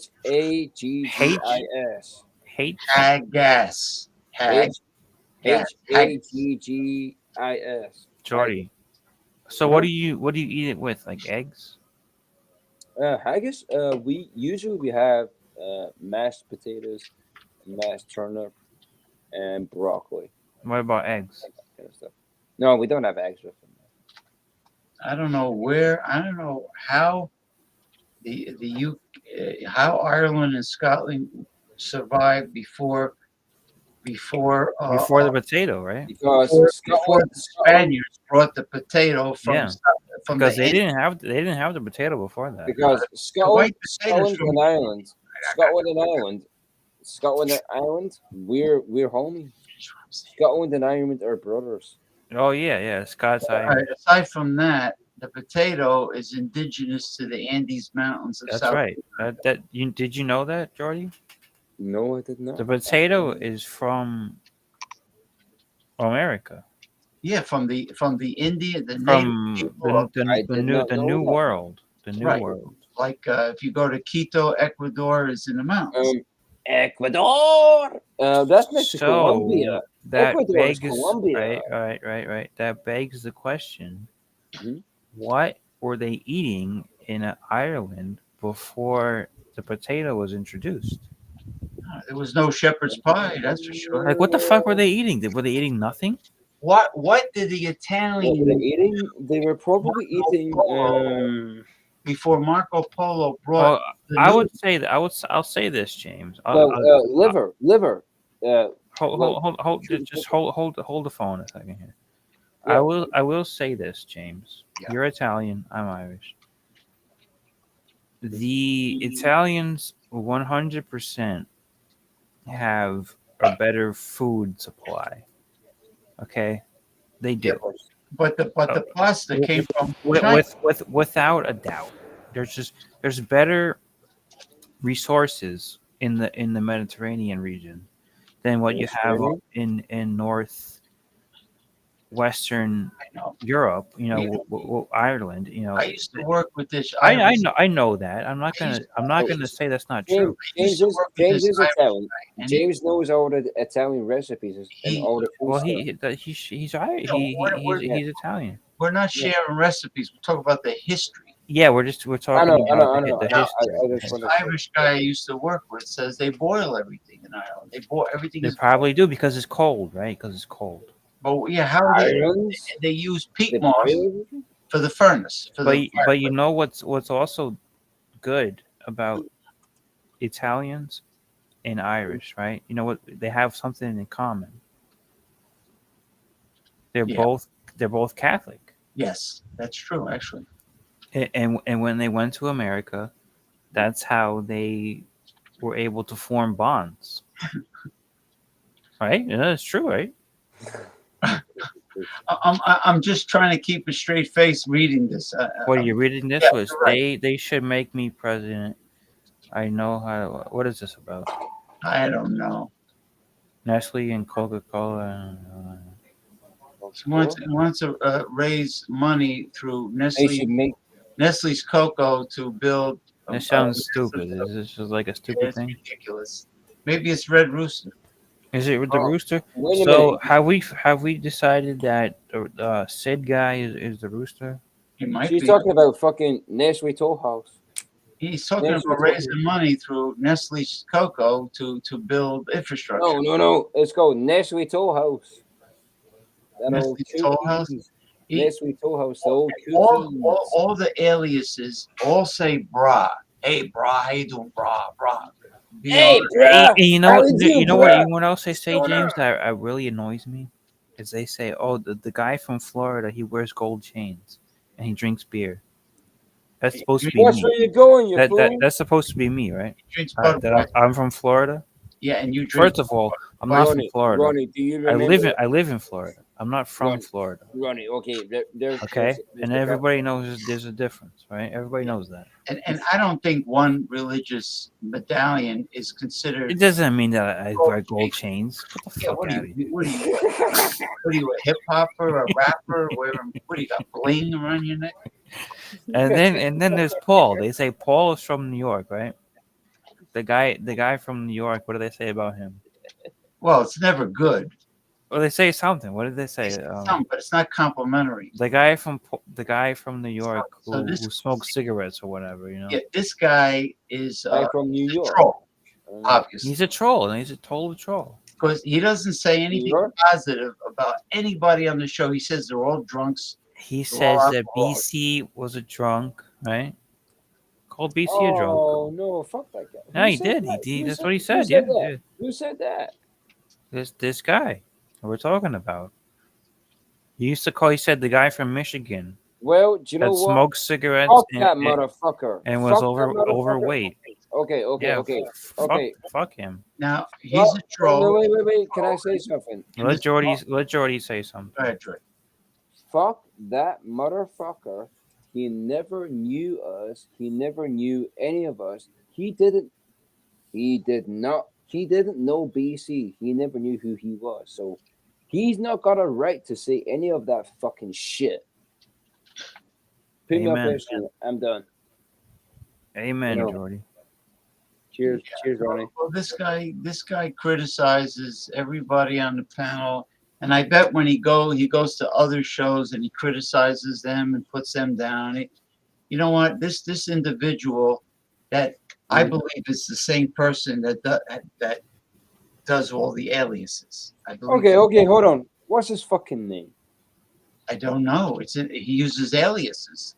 Well, his name on here. His name is anonymous because he's a little fucking pussy. Jordy, his name on here is Sid something, right? No, this is a different one, but I think it's the same guy. Well, Sid, you can go and fuck yourself. Go fuck yourself, you fucking wanker. Don't come back here and say that shit again, you fucking dickhead. Fuck off. what this person said is ridiculous. They want to raise money from the cocoa industry to build infrastructure. That's the political policy. What are you talking about? This one you showing? Suck my Yeah. dick. This is a different. What do you think? I should block the jabroni? I don't know what they're saying. What are they talking about? I don't know either. I low key don't know what the hell are talking about. Y'all, what y'all are talking about? Anybody who says y'all, I think you should block them. Coca-Cola, we are going to seize their assets. Wallahi. Yeah, You know what? you should block them. Any Yeah. retards should be executed. Goodbye. Alright, get him to fuck. Anybody Fuck off. anybody who Bye-bye. uses the word Adios, ya dick. y'all, they gotta go. James, Why can't I fuck block those people. why Fuck those people. why does it Fuck only those say relax? Why is it only say Hold on. Jordy has something to say here. go ahead. No, all I had to say was fuck those people. Sorry, James, for interrupting you. What do You you know, have to say? You know what I could do? I can ignore it. Yeah, you can ignore it. I don't even have to acknowledge their presence. Yeah. Coca-Cola? You know what? Coca-Cola? There you go. Don't acknowledge their presence. So James. Yeah. What do you think what Paul is saying about the panda? I think that's very disturbing, and It's extremely disturbing. I could not sleep last night. I had Well, trouble. I didn't watch the first thing that he sent. I didn't even want to see I it. don't want to see stuff like that. I don't want him to post. I mean, but he's right though. He's right. He's right. He's right, but there's something about hurting children that Yeah, is you know it's true. You know what's going on, but it's you don't want to see it. You And think- that's the problem. That's the problem. do you is think that I- Americans don't want to see it, Do you but think- it's true.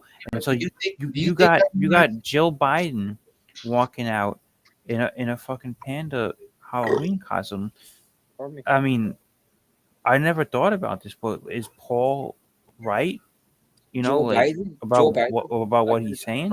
I don't want About- to listen. I don't want to see Palestinian kids that are No. that are dead from the bombs. I don't want to see that. I mean, it's absolutely disgusting, and I know it's going on, and it's not right. I know it is, but you're right. I don't want to see it. Wait, what's It's horrible. So sorry, Jordy. Yeah, sorry. The president of the United States, Joe Biden. his wife, Mhm. dressed up as a panda bear for Halloween. Okay. And we don't exactly know why she did that. Paul, everybody, you know Paul, right? He's Yeah. he's speculating He speculates. Yeah. that it's because she's a Satanist, basically. Or maybe she likes panda. Maybe she thinks pandas are cute. Maybe, but we don't know though. We don't know. We don't know. He speculates immediately. He bring. I mean, it is kind of a weird thing, James. Kind of look weird. Panda bear. I mean, come on. Who the fuck does that? Why was she dressed as a fucking panda? bear? But that's what we don't really get it. We don't understand. I don't understand that myself. And there's a lot of hearsay, Jordy, that Mhm. it has to do with child sacrifice. Fuck's sakes. Yeah. Again? Wait a minute. Hold on. Again, the photo with the panda thing. I know what you're talking You know what about. I'm gonna do? That's disgusting. I'm gonna terminate this private chat group. Oh, hold on! Don't terminate it. No. You know what? Hold on. Don't terminate it, James. No. I get what you're saying though. Jesus, that's James, we need to put these things out and probably don't just blow them away. I'll remove it. I just removed it. He put the panda thing again. Jesus. Well, why are you removing it? What you being? I don't like want the Zuckerberg? panda. I don't want the panda thing. You're gonna be like Zuckerberg and No, I don't want to see children that have been tortured. No. I don't want to see it. I don't want to see those images. Okay. No, I don't want to see that. I don't So- want to see it, but I understand his point. I don't want to see that. No, his point is he's doing it for attention. He's doing it for attention. Ronnie He's got a movie going on in his backyard.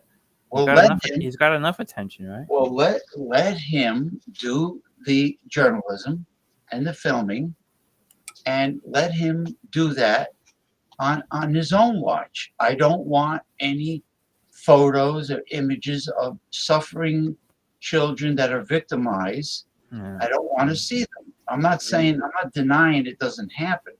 I just don't want to see it. It's too disturbing. I hear you. I hear you.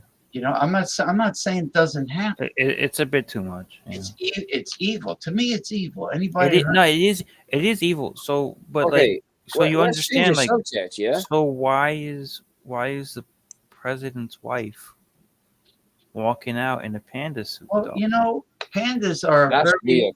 Why is she doing that? Why is Pandas she are a why is very she doing that? beloved creature. They are very cute and very smart, and you know, pandas But really. at the same time, they got this weird shit going on with the pandas. So But you it- don't but it you has don't really know. But it has nothing to do with the animal. Well, how do you know that? You think pandas are connected to pedophile activities? From what Paul is sending lately, it looks like that. Because of the ring that is causing The ring on the eye, right? But there's no connection to the people that love pandas. But why? How Why? could- Why? I don't know. How could you- It's weird, James. It's How weird. could you connect the cuteness of an animal from It's China weird. with Did Michelle Obama ever do that? Did Melania Trump ever do anything like that? It's I know- extremely strange. I know what It's you're extremely strange. why is the wife? I know what you're saying. Why is the wife Dressing up like that. of a man who likes to He grind? likes to. Supposedly, he's got these accusations against him. He likes know, to grind. Who? He liked to grind and sniff the Little, scalp. little girls. Little girls. Grind from behind. Oh, no, for fuck's sake. 9 young girls, and all of a sudden his wife. So why is his wife doing? Well, fuck that guy then. Well, maybe she thinks. Don't give him any attention. I don't like to assume anything. I'm not a conspiracy theory nut. All right. I don't like to assume things until they are investigated. I think they should be investigated. Simple as that. You know. It's not just that, James. I know. There's some things that they're not going to actively investigate, obviously, because it involves the president. They're not going to say, okay, we're gonna investigate the president. They're not going to do that, right? You know We that, don't- James. we James, don't you know. you know that. You know that. We don't know if there's any underlying reason why Jill Biden wore the We pants. don't know. I think Paul has a right to speculate. He has a right to speculate, and that but he's speculation very positive.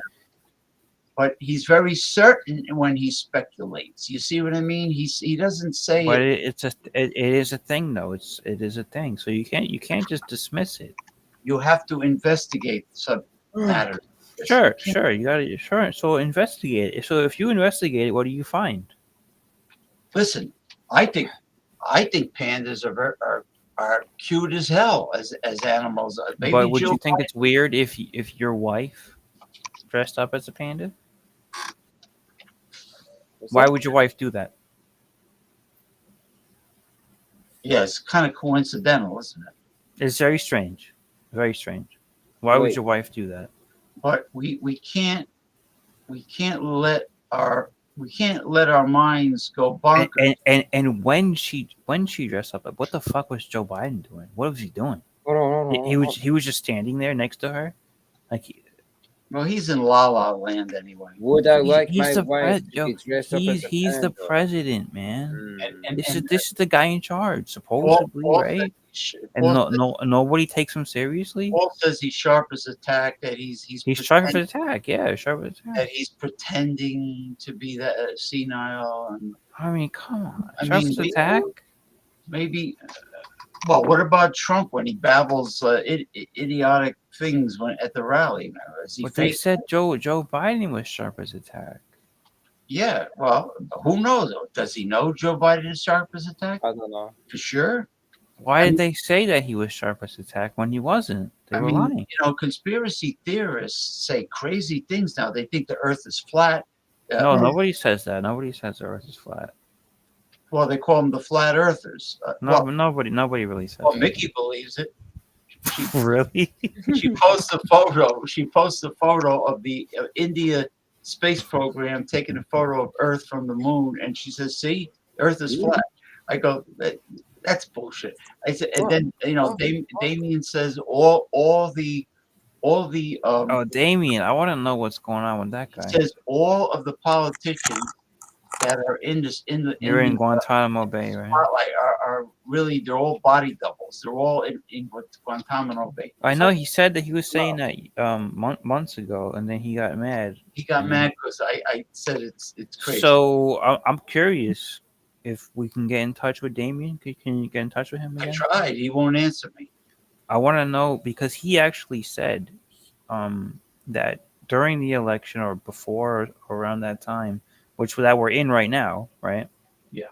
He said the military was going to have a coup, right, against the government, and Trump was. I think he said Trump was going to be behind it, or Trump was involved with it, something like that. Do you remember, James?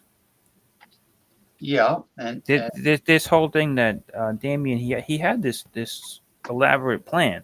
You remember? Well, he says that the United States economy was going to completely crash.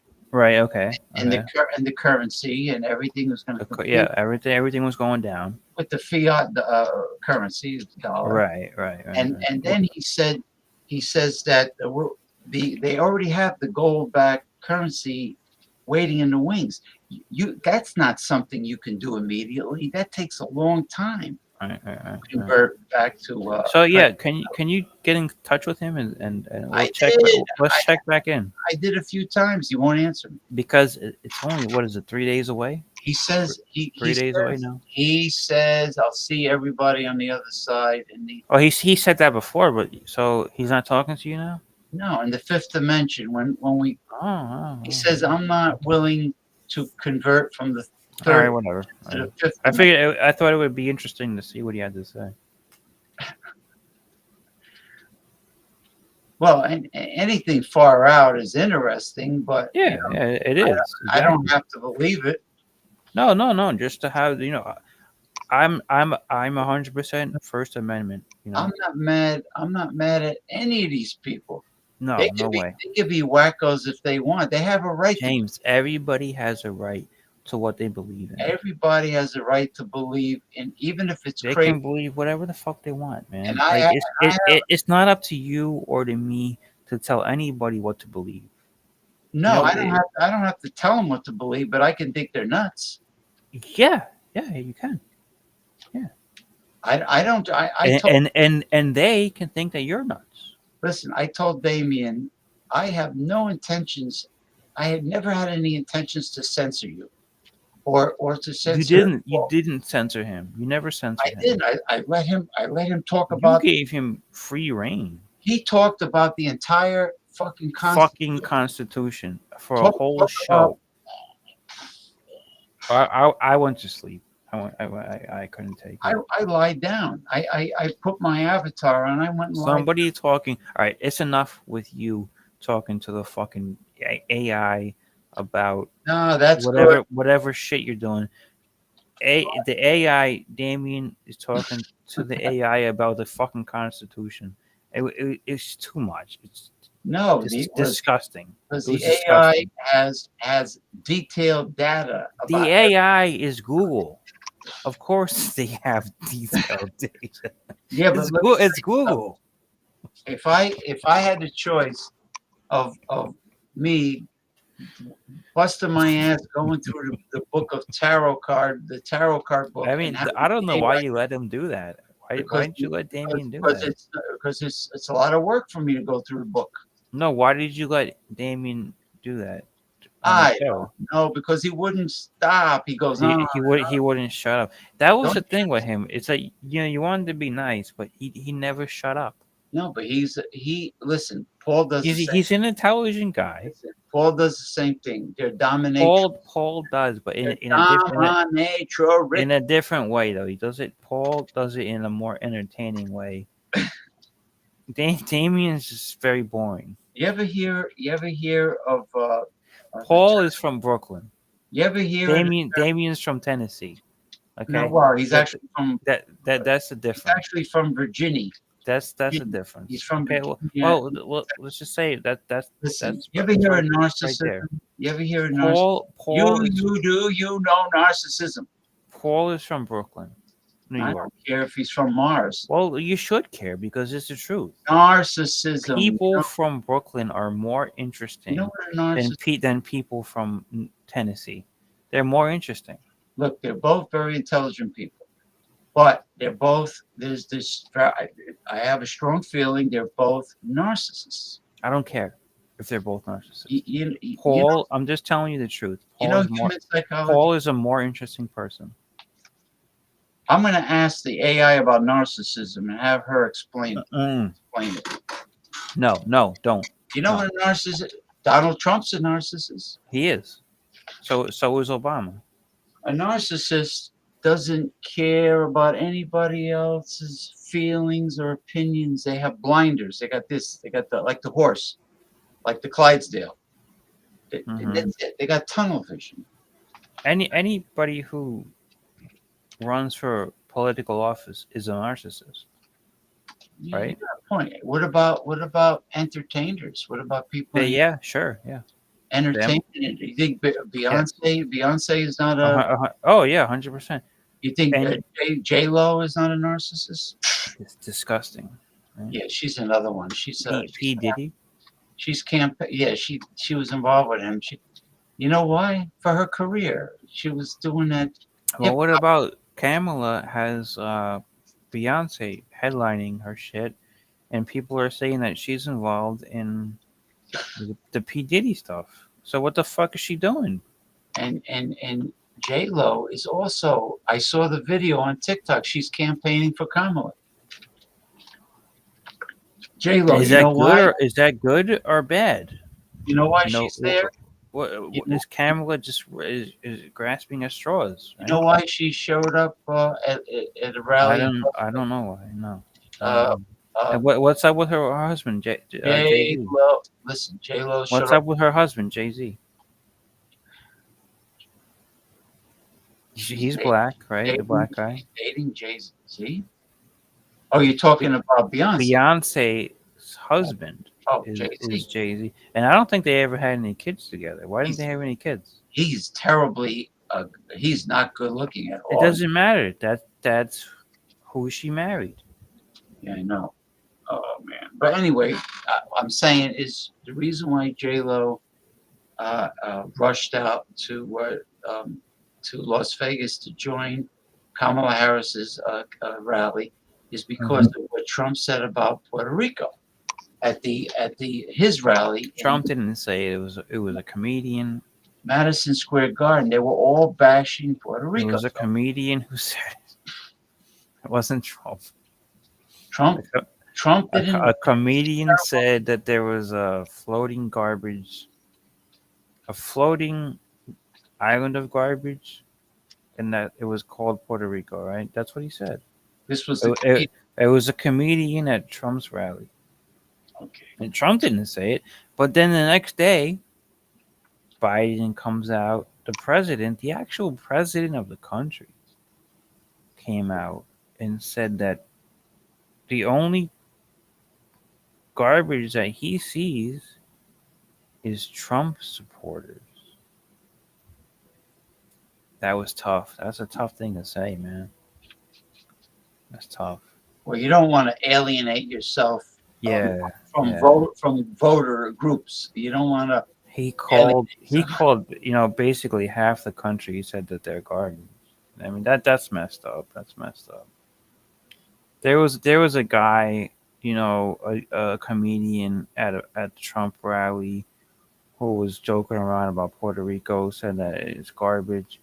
That's one thing, but then the president of the United States the next day called everybody who is a Trump supporter garbage. I mean, yo, that's some shit. That's some shit. Yeah, I wasn't right. Yeah, that's something right there. There, people are talking a lot of shit on the private chat group right now. A whole bunch of them. What's the private chat group? What do you mean by that? No, the one you're on. Which one is that? The one I foolishly created. Well, you always create these groups, right? And then you Then I quit. and then you leave them. So, but in this one, I noticed you don't have Sal in there. You got to get Sal. Yeah, you know why? Because Sal is a really ultra right wing. I like Sal. He does. I like him too. If you talk about food. He does very nice food. Yeah, but he doesn't post that on. No, he does. He does. He puts what he's making for dinner and shit. Talks about how he puts what he's doing for dinner. I think you should put Sal in the group. If I put Sal and he starts with what's his name? What's his last name? Extremism. Sal. No, Sal's cool. Salvatore Mercurio. He's really Italian, right? He's not just American. No, he's Italian. I'll put him on, but you know I'm gonna quit. He was he born in America? No, he was born in Naples. He was born in Italy. Wow. How did you meet him? Through the guy that I want nothing to do with, Mario Petrus. Mario. And that's the guy that that's the guy that Sid is always talking about. And that's how you know he's a troll. He's the guy that kicked me out of my own group. I had 9,000. But Sid in the chat brings him up. Yeah, because he's busting my balls. He's fucking with you. Because he knows the guy threw me. See, that's a funny rule about Facebook. If you create a group and you make somebody else an administrator, it's not right that somebody you make administrator could kick you out. Meanwhile, you created the group. So I created. You shouldn't do that. No. Like I created the group in 2012. So Mario kept on nagging me. James, could you please make me administrator? Could you please make me administrator? So, like a fool, I make him an administrator, and then he kicks me out, and I say, "What the fuck did you do? I'm the creator of the group." He says, "Oh no, I brought all the people to the group. It's my group." I says, "How could it be your group if I created it and I brought you on later?" Bullshit. And then he's your group. Yeah, and then he says to me, "You're a commie." I says, "What does that have to do with holistic health talk?" So that's why I call this group Original Holistic Health Talk, to remind people that I'm the one that created. But you didn't call it that though. No, the second one I call it Original Holistic Health Talk. See, that's the thing, James. You got to stick with the group. You can't just run away. No, he kicked me out. And he kicked you out.